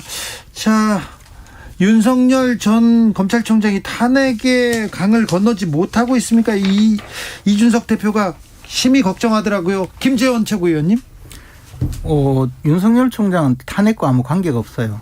네. 윤석열 총장은 박근혜 전 대통령을 수사한 것도 아니고 최순실 최서원 씨죠. 그저께 명해서 최서원 씨의 이른바 국정농단 사건 수사를 특검에서 했고 예. 박근혜 전 대통령 사건 수사한 것은 서울중앙지검이었죠. 그때는 이제 특검에서도 했죠. 특검에서 한 것은 우선 피의자로 입건하지 않는 상태에서 그러나 어쨌든 박근혜 전 대통령 사건 수사를 했다고 하더라도 간접적으로 공소장을 가지고 탄핵을 한 것이고 네. 그것이 직접 탄핵과 관계 없는데 검사는 수사를 하고 나면 항상 약간의 회한 같은 게 있어요. 네. 내가 수사를 할 때 혹시나 너무 심하게 다루지 않았는가 또는 막상 이제 피고인이 되어서 재판을 받고 또 형량을 생각한 것보다 훨씬 많이 받는다든가 이럴 때는 조금 마음에 여운이 많이 남거든요. 그래서 이제 그런 이야기를 한 거죠. 내가 수사를 할 때. 예, 그래서 송구하다 이야기하는 것은 지극히 정상적인 검사들의 심리예요. 근데 그걸 가지고 갑자기 탄핵이 강이 들어가네 마네 그 강에 빠지네 마네 탄핵을 한 사람들은 그게 아니고 국회에 있는 국회의원들이죠. 엄밀하게 말하면 당시 새누리당 의원들이 민주당 의원들과 같이 연합해서 탄핵을 한 것인데 그것을 이제 윤석열 총장이 탄핵의 강에 빠진다고 이야기한 것은 저는 전혀 맞지 않는 이야기라고 생각해요. 이준석 대표가 그랬는데요? 이준석 대표가 꼭 다 맞는 말만 하는 건 아니잖아요. 요새 맞지 않는 말을 많이 합니까? 자기 당 대표잖아요. 아니 대표라도 같은 최고위원이고 지도부고. 네. 그래서 이제 제가 때때로는 좀 저는 생각이 다르다 이런 이야기를 하죠. 저는 생각이 다릅니다. 저는 그 이야기를 들으면서 윤석열 총장이 후보가 황교안의 교훈을 얻지는 못한 것 같아요. 황교안의 교훈을 못 얻었다. 황교안은 결국 탄핵 태극기 부대 감싸고 가다가 그냥 망했잖아요. 그냥 존재감 없이 끝났잖아요. 네. 저는 다시 윤석열 총장이 이 태극기 부대 정도의 수준으로 지지층을 이렇게 전락시킨 것 아닌가라는 생각이 들고 네. 또 하나는 윤석열 총장이 박근혜 수사를 했든 안 했든 당시에 적폐 수사를 했지 않습니까? 그 그룹들. 네. 그러면 당시에 수사한 검사들 지금 현직에 있을 거예요. 네. 윤석열 총장이야 이제 정치판이라고 끼웃끼웃 하고 있는데 그 검사들은 뭡니까 도대체 그러면 아이고 미안했다. 아 내가 수사를 좀 심하게 했나. 좀 봐줄 걸 그랬을 때 뭐 전직 검사로서 지금 수사하고 있는 검사들이 현직에 나와 있는 검사들이 조금 쪽팔려 할 것 같아요. 김재원. 아니 저도 특수검사로서 일을 했었거든요. 특수통 김재원입니다. 저도 늘 그런 마음을 가질 때가 있었고 또 어떤 경우는 이제 처벌받은 분이 그래도 뭐 그 과일 주스라도 하나 사가지고 또 검사실 찾아올 때가 있어요. 네네네. 구속됐다가. 예, 그래서 제가 그래도 검사님이 생각하는 그런 나쁜 놈은 아닙니다. 네. 이렇게 찾아와서 이야기를 할 때는 가슴이 좀 뭉클해요. 그리고 얘가 나쁘다고 생각한 것이 아니고 법에 위반됐다는 것뿐이고 앞으로 또 사회 복귀해서 살아가실 때 하여튼 잘 복귀하시고 또 혹시 필요하면 제가 좋은 말씀 해드릴게요. 이런 적도 있거든요. 그러니까 검사들이 느끼는 일반적인 생각으로 또 당연히 또 뭐 윤석열 총장 입장에서는 또 정무적으로도 네. 박근혜 대통령에 대해서 수사가 좀 과도했다라고 생각하는 사람들을 보고는 또 그렇게 이야기하는 것도 저는 그래서 정상적이에요. 처음에는 윤석열 총장이 국민의힘 입당할 줄 하려고 한 줄 알았어요. 왜냐하면 그 태극기 부대 내지는 박근혜 지지층이 대구에 많잖아요. 대구 방문한 김에 덕담한 줄 알았는데 사실은 정치인이라면 그건 조금 미숙했던 거고 개인적인 감정이야 뭐 얼마든지 할 수 있겠는데 제가 85년 수사받을 때요. 저 지어 펴놓고 야 좀 있어 내일은 내가 성당에 가서 기도하고 올게 이런 검사 내지는 수사관들이 많이 있었던 걸 생각하면 개인의 소외를 밝히는 것과 정치인 윤석열의 얘기는 틀려야죠. 그런데 검사 윤석열과 지금은 대권주자 윤석열이지 않습니까? 대권 후보가 가서 그런 얘기를 굳이 할 필요. 정무적으로는 어떻게 보셨습니까? 저는 정무적으로 잘했다고 생각해요. 잘했다. 황교안이죠, 그러니까. 황교안과는 많이 다르고 황교안은 또 이제 그분은 오히려 좀 다른 관념이고 수사를 한 입장에서 네. 내가 수사를 했지만 뭐 결과를 보니까 조금 그 마음으로는 좀 아프다 그렇게 이야기하는 게 오히려 정상적인 반응이에요. 오히려 정상적이라면 만약에 거꾸로 아니 뭐 내가 그 수사 정상적으로 다 했고 법대로 했습니다 이러면 비정한 사람이 되죠. 그러려면 이렇게 이야기해야 되죠. 대구 시민 여러분, 박근혜 대통령을 여러분이 좋아하는지를 좋아한 거로 생각합니다마는 박근혜 대통령도 이제 반성하고 새로운 역사를 만들어 갑시다. 그런데 죄송합니다. 이렇게 해야지. 조혜숙님께서 김재윤 의원님 제발 윤 후보 스피치 강사 좀 해주세요. 제발요. 너무 안타까워요. 이런 얘기합니다. 최현정님은 이게 바로 선택적 짠함 아닌가요? 그 인정이 골고루 했어야지. 조국 때는 왜 그러셨나요? 얘기합니다. 그래서 이제 그 이야기를 하던데요. 조국 장관은 뭐냐면 지금도 자기가 억울하다, 나는 무죄다, 또 내가 완전히 소위 그 가정이 온통 다 드러낼 정도로 수사를 받았다고 공격을 하니까 검찰 입장에서는요, 거꾸로 아니 수사도 사실 제대로 받지도 않았고 무슨 소리야 또 이렇게 나올 수밖에 없어요. 아니 박근혜 전 대통령도 지금 다 거부하고 있지 않습니까? 박근혜 전 대통령은 그게 아니고 수사 다 받았고 재판 다 받았고. 아니, 당시에도 그랬잖아요. 당시에도 검찰에 가서 있는 이야기 다 하고 다만 재판에서 아니 재판하는 거 보니까 나는 재판을 못 믿겠다 그러니까 마음대로 재판하시고 벌 마음대로 내리세요. 그렇게 하고 말았지. 거기에 대고 뭐라고 했습니까? 수사팀 욕한 적이 있습니까? 그냥 그런 거지. 조국 수사 이야기 하니까 그런데 조국 수사 이야기하면 또 부르르 떠는 분들이 많아요. 윤석열 당시의 총장은 감으로 이 양반은 수사를 합디다. 그러니까 조국 저놈은 나쁜 놈. 장관이 돼서는 안 될 사람. 왜? 아유, 들어보니까 사모펀드도 하고 좀 안 좋더라, 질이. 이래가지고 규정해놓고 수사하는. 근데 결과는 아무것도 없었잖아요. 그러니까 무슨 이야기냐. 그거 아무도 없어요. 아니, 처음에 처음에 왜 교도소가 있어요? 아니, 처음에 이야기했을 맨날 그 이야기하고 뭐 아니. 멀미나도록 이야기하는 게 맨날 사모펀드 뭐 무죄 났다 이런 이야기 하잖아요. 윤석열 또 말도 안 되는 당시에 이야기 또 해. 총장이 이야기할 때의 조국의 범죄가 또 이만큼 했는데 하늘만큼 했는데 지금 조국 범죄가 뭡니까? 뭐긴 뭐예요. 아니에요. 재판받고 있지. 아니 그래서 네. 저는 윤석열은 수사를 한 게 아니라 감으로 끼워 맞춘 어떤 뭔 돗자리 깔아야 될 사람이거나 이래야 되는데 어쨌든 좋아요. 그건 좋은데 조국 수사와 박근혜를 어떻게 비교를 합니까? 진짜 저는 뭘 누가 비교해요? 아니 방금 이야기 속에서 박근혜는 수사를 잘 받았고 조국은 마치 검찰 수사에 불만을 품는. 그게 아니고 박근혜 전 대통령이 이미 재판을 다 받아서 네. 징역을 수십 년 지금 그 수십 년입니까? 형기대로 살려면 거의 100살 가까이 돼야 나오잖아요. 그러니까 그에 대해서 아니 뭐 생각해 보니까 좀 마음이 아프다 이야기할 수 있는 거고. 근데 지금 조국 장관은 지금 뭐 재판 받는데도 맨날 공격하고 있잖아요. 거기 대고 뭐 무슨 생각이 들겠어요? 자, 청와대 전 정무수석 두 분과 함께하고 있습니다. 박근혜 전 대통령 얘기가 나와서 말인데 지금 병원에 가셨어요. 건강이 좀 안 좋은 것 같습니다. 그리고 사면론이 나오고 있습니다. 사면 어떻게 해야 된다고 보십니까? 김재원 박근혜 정부의 정무수석이. 사면은 당연히 해야 되는 것이 이게 첫째는 말이에요. 이게 이제 형량이 많다라고 생각하는 사람들이 또 있어요. 지은 죄에 비해서 양형이 너무 과도하지 않느냐. 그리고 아마 우리 대한민국 국민 중에 물론 뭐 사면하면 안 된다는 국민이 거의 반쯤 되잖아요. 네. 근데 그분들도 그러면 박근혜 전 대통령 99살까지 살아야 된다. 이렇게 생각하는 분은 많지를 않아요. 대체로 지금 당장 사면은 좀 뭐 너무 심하다. 뭐 이런 이야기 하는 분들이고 형기 끝까지 가야 된다고 생각하는 분들은 많지 않아요. 그런데 그 이야기를 무슨 이야기를 하냐면 첫째 하나는 이렇게 양형에서 좀 문제가 있다면 대통령이 그 양형을 조정하도록 만든 것이 사면이에요. 대통령의 권한이에요. 네.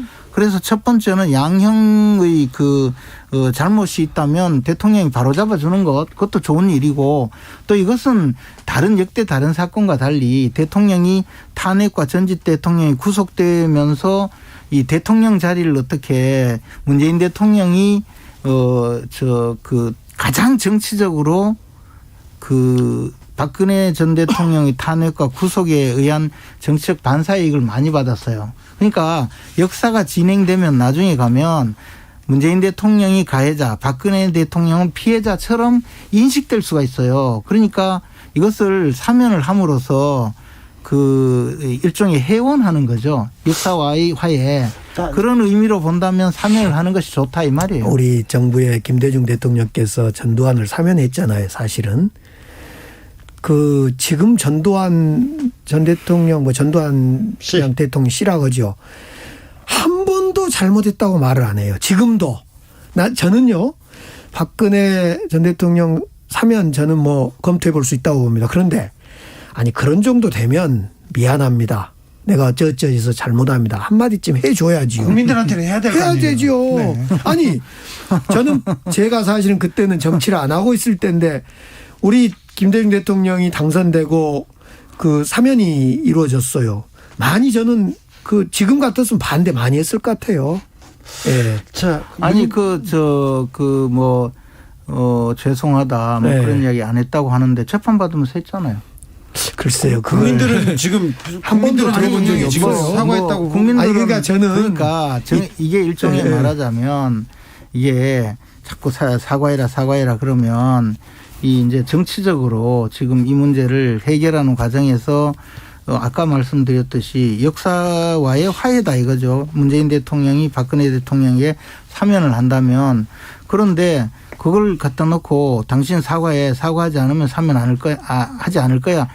이렇게 한다면 그게 무슨 화해가 되나요? 그러니까 이것이 문재인 대통령의 시의 정책이 아니잖아요. 사면은 물론 재량권이 대통령께 있지만은 적어도 국민들한테 글쎄 어쨌든 제가 송구합니다 하면 그 뜻을 받아서 대통령은 그래 국민들 마음도 있으니까 그래, 그렇게 제가 계속 합시다. 말씀드리지만 이게 이제 역사적인 어떤 화해의 한 방편으로서 사면하라는 건데 거기에 대고 사과하면 사면해 주겠다 하면 아니 뭐 하지 않으시면 돼요. 아니 사과하면 사면하겠다라는 이야기가 아니라 아니 당연히 박근혜 민주당 인사들한테 무슨 뭐 사면 이야기하면 저 전두환 대통령 사과도 하지 않는데 사면해놨다가 오늘날 이꼴됐으니까 사과를 해야 사면한다. 그런 이야기 맨날 들었잖아요. 지금 김채원 의원은 사면하지 말라고 하고 강기정 수석은 아니 전향적으로 검토할 테니까 국민들한테 먼저 얘기하라고 하고 이게 예를 들면 그러니까 그런 식으로 접근해서는 안 된다는 거죠. 아니 예를 들면 나쁜 죄를 진 사람도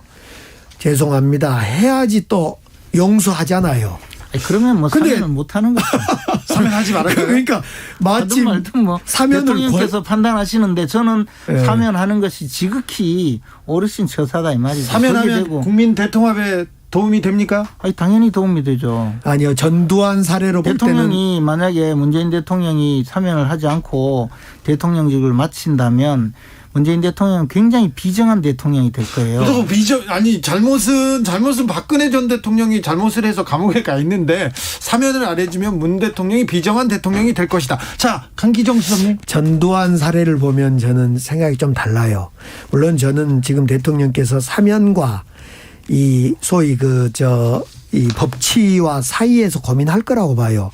이러자니 이거 이 법치를 무너뜨린 거고 사면을 하자니 이러고 그래서 법치와 사면에서 고민할 거라고 보는데 가장 중요한 것은 이제 재판도 끝났잖아요. 또 이명박 대통령하고도 차이가 있잖아요. 가장 중요한 것이 어떤 방식일지는 모르겠어요. 박근혜 대통령이 국민 앞에 역사 앞에 그래 나 그렇다.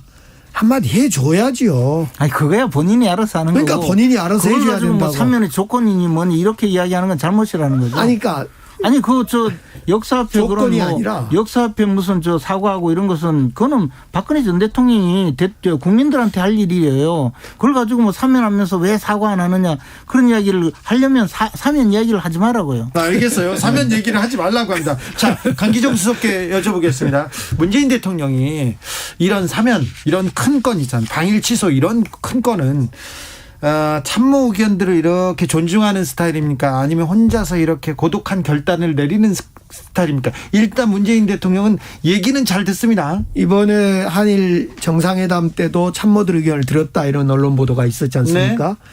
이제 제 청와대 경험이 비춰보면 지소미아 사건 같은 경우 결단할 때 판단할 때는 참모들 이야기를 듣습니다. 그런데 그냥 참모들 의견을 들은 게 아니라 예를 들면 지소미아 같은 경우는 안보 쪽 사안 아닙니까? 그럼 안보 쪽 의견은 당연히 듣지만은 정무적 쪽 의견을 들읍니다. 그러니까 일반 국민들의 생각, 정무적 생각. 그런 점에서 우리 대통령은 얘기를 많이 듣는 편입니다. 그런데 이제 참모들이 엉터리라서 결정이 이렇게 된 모양이네요. 참모들이 엉터리예요? 네. 박근혜 전 대통령은 어떻습니까? 박근혜 전 대통령도 그 이야기를 듣지 않는다고 이야기하는 분들이 많은데 물론 이제 대부분의 경우에 대통령에게 보고서를 통해서 서류.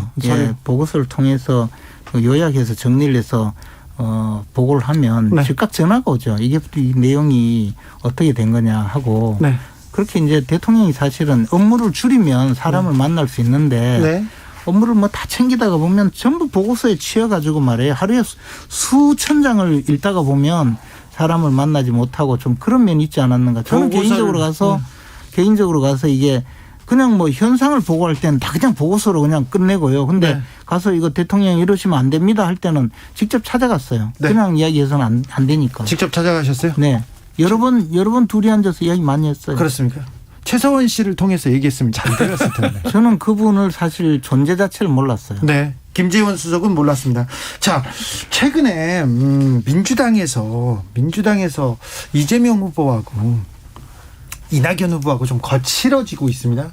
그리고 국민의힘에서는 이준석 대표하고 그리고 좀 중진들 간의 충돌도 보입니다. 이 충돌들을 어떻게 보셨는지요? 먼저 강기정 수석께서. 저희들은 이제 이재명 후보와 이낙연 두 후보 간에 가족사 또 과거 탄핵 문제 등등 아주 격하게 충돌하고 있죠. 네. 근데 선거라는 것은 이 검증이라는 과정은 검증의 터널을 피할 수는 없는 거고요. 네. 그 검증을 피할 수는 없는 거고 그래서 검증의 과정이다 저는 이렇게 생각합니다. 네. 다만 그 끝이 아름다워야 될 거라고 생각합니다. 원팀을 해치지 않는 선에서 검증은 피할 수 없는 거다. 김재원. 아니 근데 이제 민주당 정도 지금 저 정도는요. 뭐 그냥 별로 중요한 정도로 감정 대립이 있거나 이 정도는 괜찮습니까? 예, 뭐 그 정도는 감정 대립은 좀 있겠지만 저 정도 가지고 뭐 당이 깨지거나 하지 않거든요. 아, 네. 아직도 고발도 안 했잖아요. 아, 이제 고발하고 누가 잡혀가고 이 정도 돼야 이제 조금 아직 싸움 시작도 안 했어요. 시작도 안 했어요. 네. 자, 저 이준석 대표와 중진 간의 충돌은요? 근데 이제 중진들의 생각은 사실 윤석열 총장이 없었으면 얼마 전까지만 해도 네. 정권 교체는 우리 당이 꿈도 못 꿀 정도였거든요. 네. 근데 윤석열이 잘 싸워주니까 우리가 영입 또 저분이 이제 야권의 후보가 될 가능성이 크니까 우리가 정권 교체도 가능하겠다 하고 그러면서 서울시장, 부산시장 보궐선거도 이긴 거거든요. 네. 근데 이준석 대표가 그 당에 우리 영입해서 우리가 뭐 플랫폼 정당이라는 게 누구든 오면 받아들이겠다는 입장이잖아요. 네. 이제 뭐 다 포기하고 그런 당에서 유독 윤석열 총장에 대해서는 뭐 이걸 지지율을 떨어뜨리려고 이러나 왜 이렇게 공격을 하고 힘들게 하느냐라고 이제 좀 문제를 제기했는데 이준석 대표가 대답하기는 나는 윤석열 도와줬고 뭐 당내에 있는 사람 꽃감마 태워 오는 거 싫다. 그리고 당내에 있는 사람들 많이 도우려고 한다. 그러니까 이제 또 중진들 생각에는 지금 누가 꽃감마 태우라 그랬나. 왜 함부로 우리의 중요한 그 대선 주자인 윤석열 총장을 이렇게 공격을 하고 힘들게 하느냐. 그 이야기니까 뭐 계속 좀 당분간 저래 갈 것 같아요. 선 넘었다고 하는데 계속 이렇게 왔다 갔다 합니까? 이제 선이 넘은 건 저는 맞다고 봐요. 근데 뭐 별로 물러설 것 같지 않더라고요. 그래요? 계속 이렇게 그러니까 이제 이걸 해결하는 길은 뭐냐? 네. 한 다음 주 내에 그냥 윤석열 총장이 입당을 해야죠, 뭐. 네. 입당을 하면 이제 함부로 못 하겠죠. 입당을 안 하면요. 계속 합니까, 이렇게? 이준석 대표는 보니까 윤석열 총장 당 밖에 있으면 엄청 괴롭힐 것 같더라고요. 계속요? 그래 뭐 당근이네 뭐 유근에 뭐 그러잖아요. 당내로 들어오면 뭐 홍준표 우리 후보하고 되게 붙을 것 같은데요. 홍준표, 하태경, 특히 기다리는 분은 딴 분이 있죠. 유승민 이런 분들. 네. 그래서 이제 그분들이 물어 뜯어서 거의 뭐 제가 볼 때는 발라내려고 지금 기다리는 위치는 물어 뜯어서 발라내요? 제가 볼 때는 윤석열 우리 후보는 당 밖에 있어도 돌다가 스스로 말라 죽고 안에 들어오면 물어서 뜯겨 죽고 뜯어서 발라버린다. 이래든 저래든 근데 죽습니다. 제가 보기에 배포가 좀 있는 것 같더라고요. 그래요? 그리고 뭐 그 정도는 뭐 가볍게 또 누를 생각은 있는 것 같고 사실 그렇게 해서 윤석열을 완전히 아웃시킬 정도였다면요. 이분들이요. 벌써 지지율도 높고 이래서 우리가 당 외에 괜히 기웃거리지 않도록 그분들이 해 주셨어야 되는데 네. 사실 좀 아직은 안 되죠. 마지막 질문입니다. 김동연 경제부총리, 전 경제부총리입니다. 자, 민주당으로 옵니까? 당연히 야당으로는 가지 않습니다. 자, 국민의힘으로 옵니까? 저는 그게 아니고 그분은요. 3월 9일 날 투표용지 보면 김동연이라는 이름은 없을 거예요. 그분 없어요. 출마를 못 해요. 그래요? 지금 아직도 저러고 있는데 뭐 무슨 출마를 하겠습니까? 그냥 저러다 말 거예요. 저러다 맙니까? 뭐 여당이든 야당이든 그런 게 어디 있어요. 야당으로는 안 가고. 네. 여당은 이미 지금 경선 진행 중이고 컷오프 다 끝났는데 뭐 아닙니다. 기껏 하면 이제 시대 정신 이런데 뭐 해가지고 아니면 열린민주당 이런 데서 해가지고 뭐 어떻게 하면서 뭐 단일화하자 이러다가 뭐 하다가 말겠죠 뭐. 아니 이것이라니요. 정치적 원의 시점 여기서 인사드리겠습니다. 김재원, 강기정, 김재원 두 분 오늘도 감사했습니다. 감사합니다. 안녕히 계십시오. 교통정보센터 다녀오겠습니다. 임초희 씨.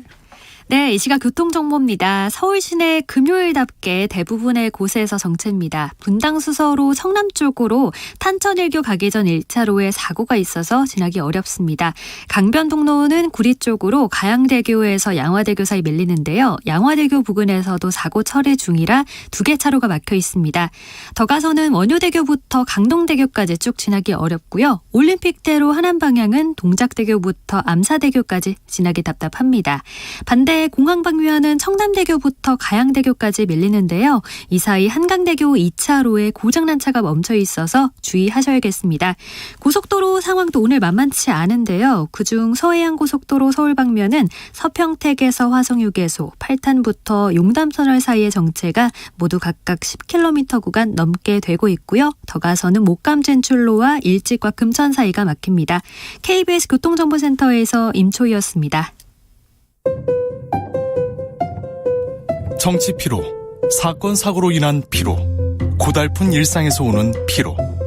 오늘 시사하셨습니까? 경험해보세요.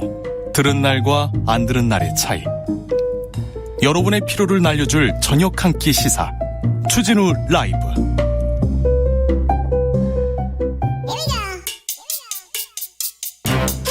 뉴스를 향한 진지한 고민, 기자들의 수다. 라이브 기자실을 찾은 오늘의 기자는 미디어 오늘 정철훈 기자입니다. 안녕하세요. 오늘은 어떤 얘기를 탐구해 볼까요? 예, 저희 아버지가 트로트를 좋아하시는데요. 네. 최근에 TV조선에서 네. 이 뽕숭아 학당이라고 네. 트로트 관련 프로그램인데 거기서 확진자가 막 예, 맞죠? 확진자가 나왔습니다. 네. 그래서 아마 저희 아버지도 안타까워하셨을 것 같은데 아버지가 안타까웠습니다. 결방을 한다고 하더라고요. 네. 근데 TV조선이 결방 사실을 알리면서 지난 19일에 네. 이 방송 프로그램 주요 출연자 및 제작 스텝에 대한 코로나19 예방 백신 우선 접종 요청을 방통위와 문체부에 전달을 합니다. 공문으로 보냈더라고요, 정식으로. 예, 그래서 지금 선을 넘었다. 백신 이기주의다. 백신 세칙이다. 이런 비판이 나왔습니다. 예. 그래서 TV조선이 다음날 또 입장을 냈는데 이거는 이 방송 제작 현장의 안전 문제가 절박함을 전달하고 또 출연자와 방송 종사자를 보호하면서 이 방송을 통해 위로받는 시청자의 어떤 보편적 시청권을 지키기 위한 필요성을 건의한 것이다. 뭐 보편적 시청권을 지켜요? 예, 그러면서 방송국 이기주의나 백신 이기주의로 호도하지 말아달라 이런 입장을 냈습니다. 입장도 냈어요? 예, 근데 그 관련 기사들 댓글을 보니까 이 정부 백신 불신 조장은 혼자 다 해놓고 본인들은 먼저 맞겠다는 거냐 뭐 이런 댓글이 좀 달리고 있습니다. 자, 이걸 정식 공문으로 내다니. 문체부에서 뭐라고 합니까? 네, 일단 백신 우선 접종은 국민 동의가 필요한 사안이기 때문에 논의할 단계가 아니다 이렇게 밝힌 상황인데요. 쉽지 않죠. 네. 근데 지금 제가 느끼기에는 TV조선이 이런 주장을 해서 좀 공감을 못 받는 측면도 있지 않나라는 생각이 듭니다. 예. 일단은 TV조선 보도가 이 백신의 불안감을 비과학적으로 부추겼다 이런 비판을 받아왔고요. 그런 보도 쏟아냈죠. 예, 그랬는데 지금 이제 뭐 백신을 먼저 맞게 해달라는 투에 공문이 나왔기 때문에 조금 분노, 비판 여론이 있는 것 같고요. 네. 그리고 최근에 이 7월 10일과 11일에 이 청주에서 미스터 트롯 콘서트가 열렸습니다. 예. 이 주관사가 TV조선이었거든요. 예. 근데 이때 이 콘서트가 4차례 열렸는데 회당 2,500명이 관람을 했다고 합니다. 예. 그러니까 총 10,000명이 모인 건데 그래서 이것도 확산되는 거 아니야, 코로나가. 네. 근데 이런 상황에서 콘서트를 여는 게 말이 되냐 이런 비판이 있었는데 당시 TV조선이 이 콘서트는 우리와 관련이 없다 또 이런 입장을 밝혔거든요. 관련이 없어요? 자기네들이 그 오디션 프로그램을 할 때부터. 예, TV조선의 최고 프로그램이죠. 최고 인기 프로그램 미스터 트롯과 관련된 콘서트였는데 그래서 콘서트까지 열었는데. 근데 본인들과 관련이 없다고 해서 또 공분을 나왔었는데 이번에는 스태프들과 제작진에게 먼저 백신을 놔달라라고 하니까 여기에 공감하는 국민들이 별로 없을 거예요. 있었던 것 같습니다. 네. 네. 다음은 어떤 뉴스로 가볼까요? 네, 네이버가 엊그제였죠. 21일에 이 네이버 뉴스 추천 알고리즘에 대해서 Q&A 형식으로 입장을 발표했는데요. 예. 되게 좀 이례적이긴 합니다. 그렇습니다. 보통 이런 거 잘 안 밝히는데 네. 최근에 이 민주당 중심으로 이제 포털 개혁 논의가 계속 나오다 보니까 그리고 네이버 이상하다는 얘기는 오래전부터 있었으니까. 그래서 좀 선제적으로 대응을 한 것 아닌가라고 생각을 했는데요. 네. 일단 내용을 좀 보면 네이버에서 그 운영하는 뉴스 알고리즘을 에어스라고 합니다. 예. 이 에어스는 이 로그인한 사용자의 기사 소비 이력을 활용한다고 합니다. 그래서 개인화 추천의 경우는 로그인을 한 사람들, 네이버 자동 로그인을 한 사람에게만 개인화 추천이 제공된다고 했고요.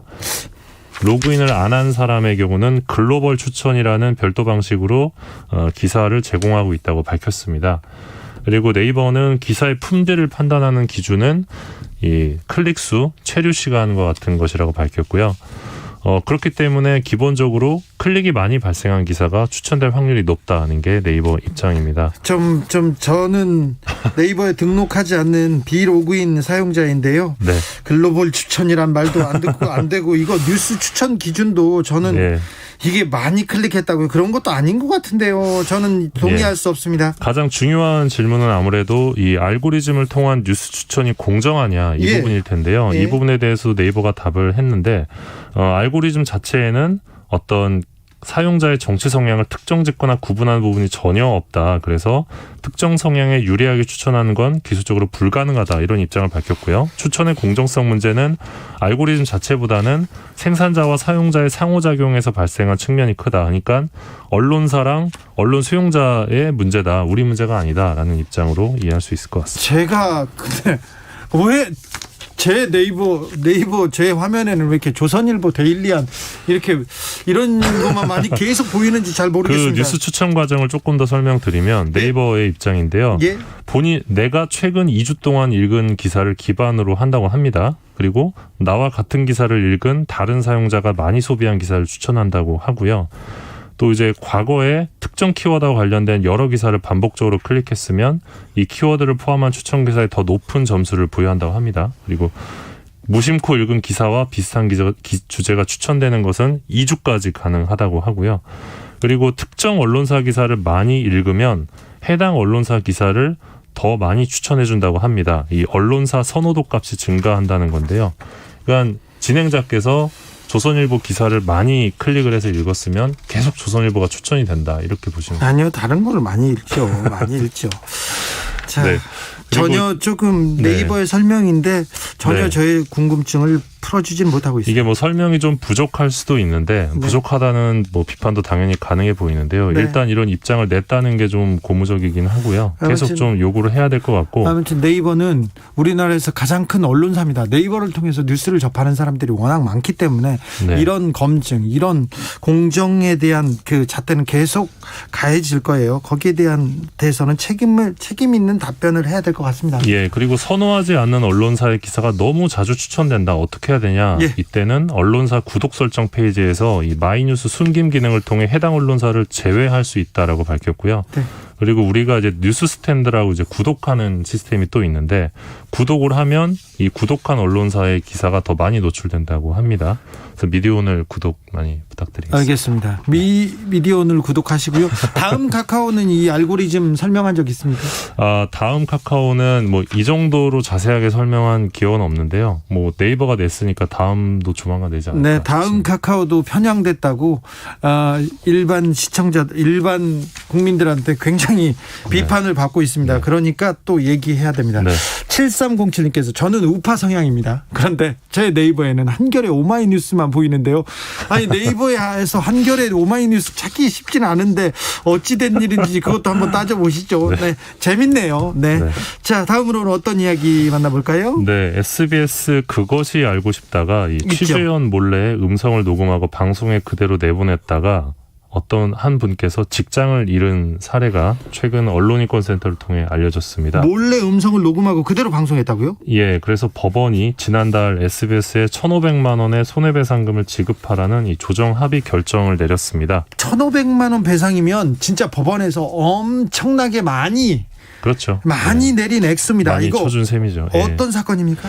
예, 2019년 7월에 방영된 그것이 알고 싶다 해서 이 병원에서 근무하던 이 경비원 A 씨입니다. 예. 이분의 음성이 등장을 했는데 당시 이분은 병원 측으로부터 방송국에서 취재 중이니까 아무 말도 하지 말라는 경고를 받은 상황이었는데 네. 이 야간 당직을 서는 도중에 처음 본 사람이 나타나서 이 방송 때문에 왔는데 그러면서 몇 가지를 물어봤답니다. 네. 근데 A 씨는 알려주면 제가 곤란해진다라면서도 공익적 목적으로 보여서 이제 아는 내용을 알려주고 했는데 내 목소리가 녹취되고 있는지도 몰랐다고 나중에 밝혔고요. 예. 또 내가 알려줬다는 이야기를 절대 해서는 안 된다 이렇게 여러 차례 강조를 했는데 정작 방송에서는 약 19초간 이분의 음성이 거의 변조되지 않은 채로 나갔다고 합니다. 아니 이거는 음성 변조를 해주던가 그렇죠. 이거는 가려줘야 되는데 이게 그렇죠. 기본인데 왜 그렇죠? 그러니까요. 그래서 A 씨는 대화 내용을 몰래 도청하고 사전동의나 승낙 없이 방송에 넣어서 마치 내가 고의적으로 제보를 한 것처럼 가장을 했다 이렇게 주장을 했고요. 방송 이후에 이거 제보자로 이분 굉장히 고생했을 것 같아요. 예, 바로 이제 내부 제보자로 지목이 됐고 사직하지 않으면 징계 처리하겠다라는 압박을 받아서 방송 뒤에 약 20일 만에 사직을 당했다고 합니다. 근데 SBS 쪽에서는 한 달 정도의 월급만 보상해 줄 수 있다라는 입장을 밝혔다고 하고요. 예. 그래서 결국 A씨 측이 그해 8월부터 2020년 2월 이제 다시 이제 일을 하기 전까지 6개월간 실직 상태였다고 해요. 그래서 그 부분에 대한 임금 보전과 위자료를 포함해서 3,320만 원의 배상액을 청구했는데 서울 남부지법에서 1,500만 원의 양쪽이 합의하는 이 조정 결정을 냈습니다. 네. 이제 진행자께서도 아시겠지만 이 기자들이 취재를 할 때 제일 중요한 게 또 취재원 보호지 네. 않습니까? 저한테 제보하러 오는 사람이 있는데 꼭 물어봅니다. 이 보도가 나가서 사회는 보탬이 되겠지만 당신한테 굉장히 고통을 주거나 괴로움을 줄 것 같으면 하지 말아라. 안 해도 된다. 이 얘기를 꼭 합니다. 그래서 돌려보내기도 하고요. 제가 보도하겠다고 해놓고 돌려보낸 적도 많아요. 사실 그랬어요. 근데 사실 이 사건의 경우는 이제 소송을 통해서 피해자의 피해가 원상 회복되지도 못했죠. 그리고 네. 뭔가 이제 방송사가 비판을 받아야 되는 상황인데 이런 사례들이 반복되다 보면 어떤 취재원들이 제보를 꺼리게 될 수밖에 없지 않을까라는 생각도 좀 들고 네. 또 이런 것들을 보면서 좀 그 배상액이 좀 높아져야 된다라는 생각도 좀 들고 그렇습니다. 네, 네. 언론은 항상 그 윤리 문제가 항상 이렇게 붙어 다닙니다. 그래서 이 보도를 했을 때 누가 불필요하게 피해를 보진 않을까 이렇게 생각해야 되는데 제보자의 음성인데 조금 조심했어야 되는데 네. 참 실수인지 잘 모르겠네요. 조혜숙님께서 그것이 알고 싶다 인터뷰하시는 분들 키우는 개도 모자이크 해주는데 왜 그런 실수를 하셨나요? 실수겠죠. 그랬으니까 뭐 조정도 예. 하고 그랬겠죠. 네, 뭐 그랬으리라 생각해 봅니다. 예, 예. 네, 다시 한번 언론의 윤리에 대해서 좀 생각해 봅니다. 어려울 때가 있어요, 가끔. 네, 이 보도를 해서 하면 구속이 된다. 저 사람이 구속된다. 그래서 살려달라고 할 때까지는 괜찮은데 또 다른 얘기를 할 때는 이런 얘기는 또 다른 문제입니다. 아무튼 기자는 취재하고 보도를 내보낼 때까지 이런 문제를 항상 이렇게 고민하게 됩니다. 그런데 채널A에서 기자가 취재할 때는 고압적이더라고요. 네, 그렇죠. 그렇죠. 네. 네. 그렇게 무섭게 취재하진 않죠? 네. 네, 알겠어요. 네, 얼른 가세요. 기자들의 수다 지금까지 미디어 오늘 정철훈 기자 함께했습니다. 고맙습니다.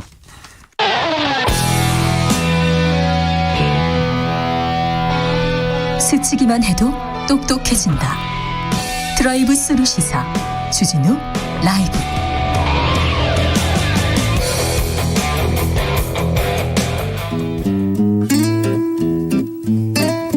현실의 불이 꺼지고 영화의 막이 오릅니다. 영화보다 더 영화 같은 현실 오늘의 시사 시작합니다. 라이너의 시사회. 영화 전문 유튜버 라이너 어서 오세요. 네, 안녕하세요. 오늘은 어떤 이야기인가요? 네, 요즘 실종된 김홍빈 대장 소식에 촉각이 곤두서는 시점입니다. 네. 이 김홍빈 대장은요, 지난 18일에 브로드피크 정상 등정을 마치고 하산하던 중에 크레바스를 통과하다가 조난당했다고 합니다. 지금 구조 작업을 하고 있고요. 네네. 저는 무사 귀환 지금 염원하고 있습니다. 네. 희망을 잃지 말고 우리가 응원의 기도, 응원의 메시지를 보내면 김홍빈 대장이 돌아오지 않을까 하는 희망을 갖고 있습니다. 네, 크레바스라고 해서 알아보니까 그 갈라진 틈, 네, 거기였던 것 같고요. 그리고 구조 신호를 위성 전화로 보냈고 이튿날 오전 러시아 구조팀에 의해서 발견돼서 그 등간기를 이용해 올라가다가 또다시 실종된 것으로 알려졌는데요. 네. 이분은 이제 열 손가락이 없는 장애인 최초의 히말라야 8,000m급 14좌 등정에 성공한 분이시기도 합니다.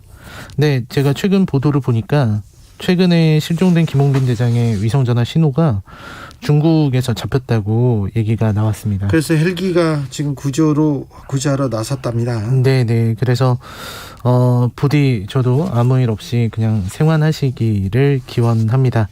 그래서 오늘 소개할 영화는요, 이런 산악의 어떤 이 에베레스트 이런 곳이 얼마나 위험하고 어려운 곳인지를 드러내는, 그리고 또 동료애가 드러나는 영화인데요. 히말라야라는 작품을 가져왔습니다. 황정민 배우의 히말라야죠? 네, 황정민 씨가 주연을 맡은.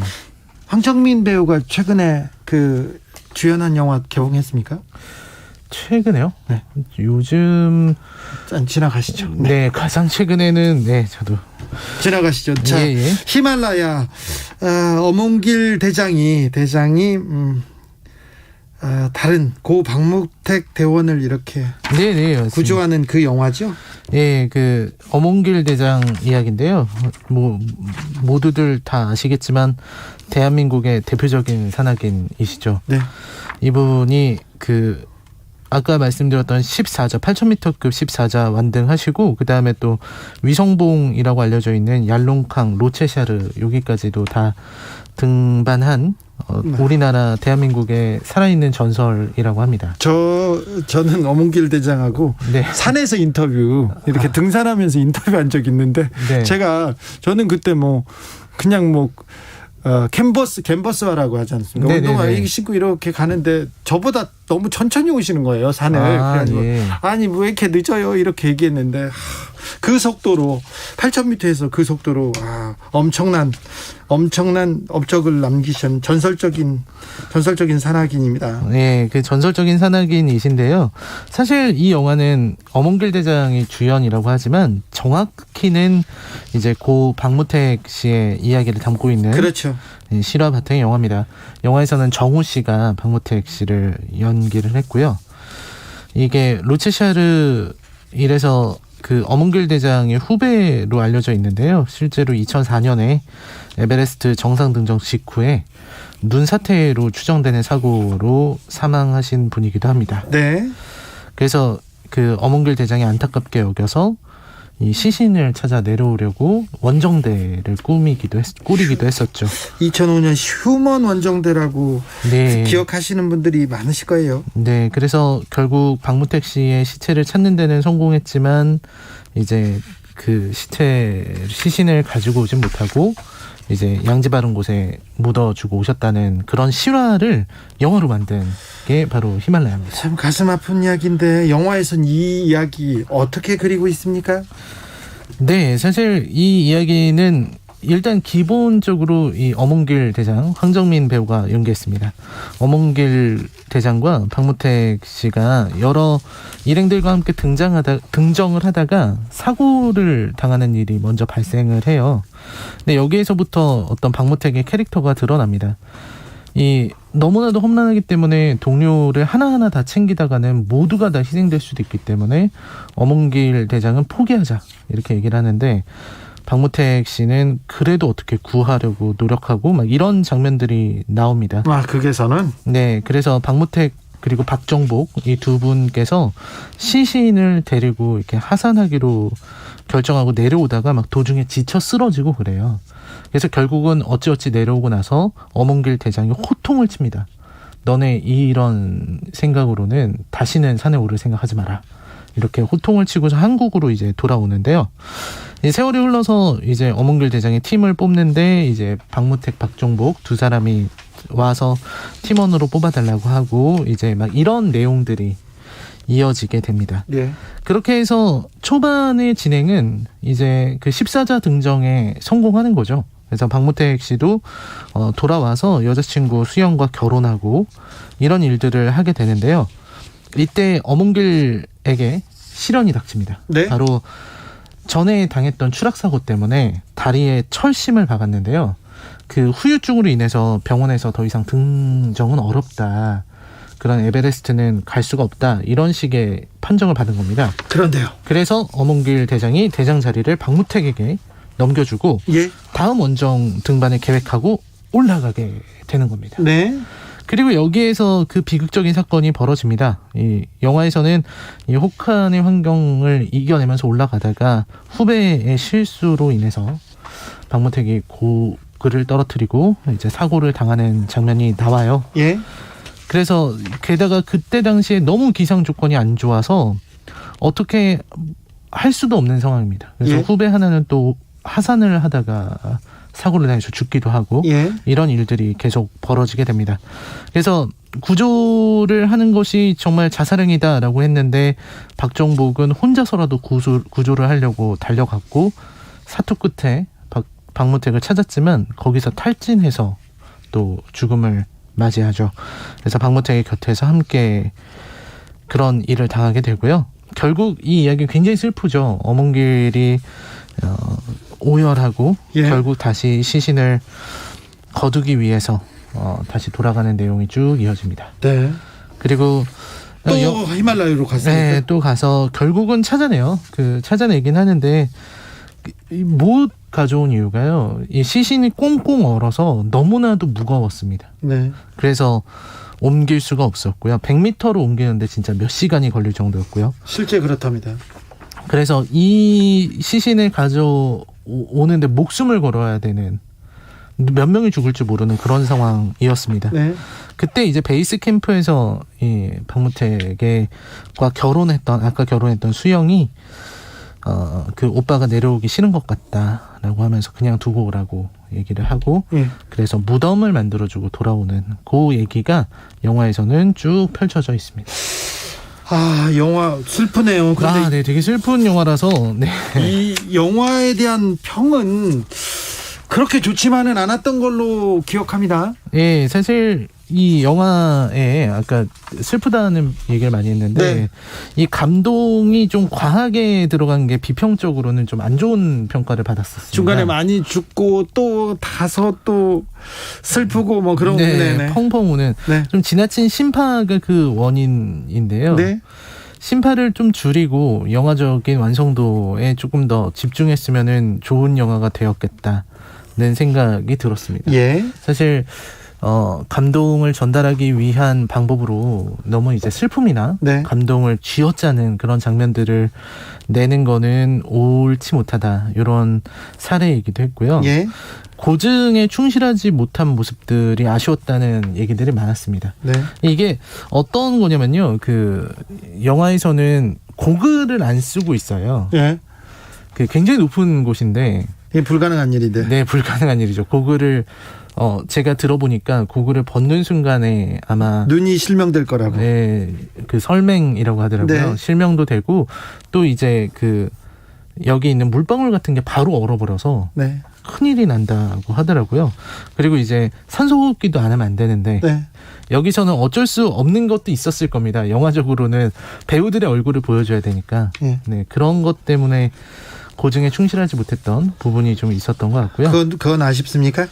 네, 그런 게 좀 아쉽습니다. 네.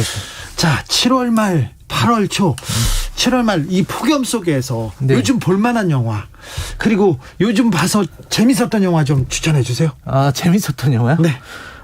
제가 지금 요즘 들어서 진짜 최근에 나왔던 영화 중에서 재밌었던 거는 그 액션 영화 중에서는 캐시트럭 같은 게 캐시트럭. 예, 생각 없이 이렇게 오락 영화로 즐기기에는 좋았던 것 같고요. 가이리치 감독의 캐시트럭. 네. 그리고 이제 아직 제가 보진 못했지만 방금 아마 몇 시간 전에 공개됐을 킹덤 아신전이라는 그 넷플릭스 드라마 영화가 나왔을 텐데요. 그것도 좀 기대가 되고. 김은희 작가의 킹덤. 네, 맞습니다. 김은희 작가의 킹덤. 그리고 그 최근에 나왔던 공포 영화 랑종 같은 것도 네. 공포 영화인데 물론 아쉽다는 평이 많고 저도 그런 평을 좀 했는데 괴롭다는 사람들도 많았어요. 예, 좀 너무 잔인한 장면 때문에 그렇기는 한데 최근에 나온 것들 중에서는 그래도 좀 볼만하지 않았나. 네.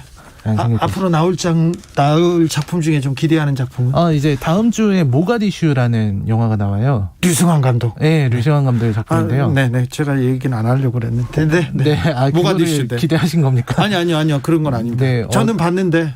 네, 어제 언론 배급 시사가 있어서 모가디슈라는 작품이 있어서 그게 지금 최고의 기대작이고요. 그리고 블랙 위도우도 마블 영화 좋아하시는 분들은 보기에 딱 좋은 그런 영화라고 할 수 있겠습니다. 캐시트럭, 킹덤, 그 다음에 랑종, 모가디슈, 블랙 위도우.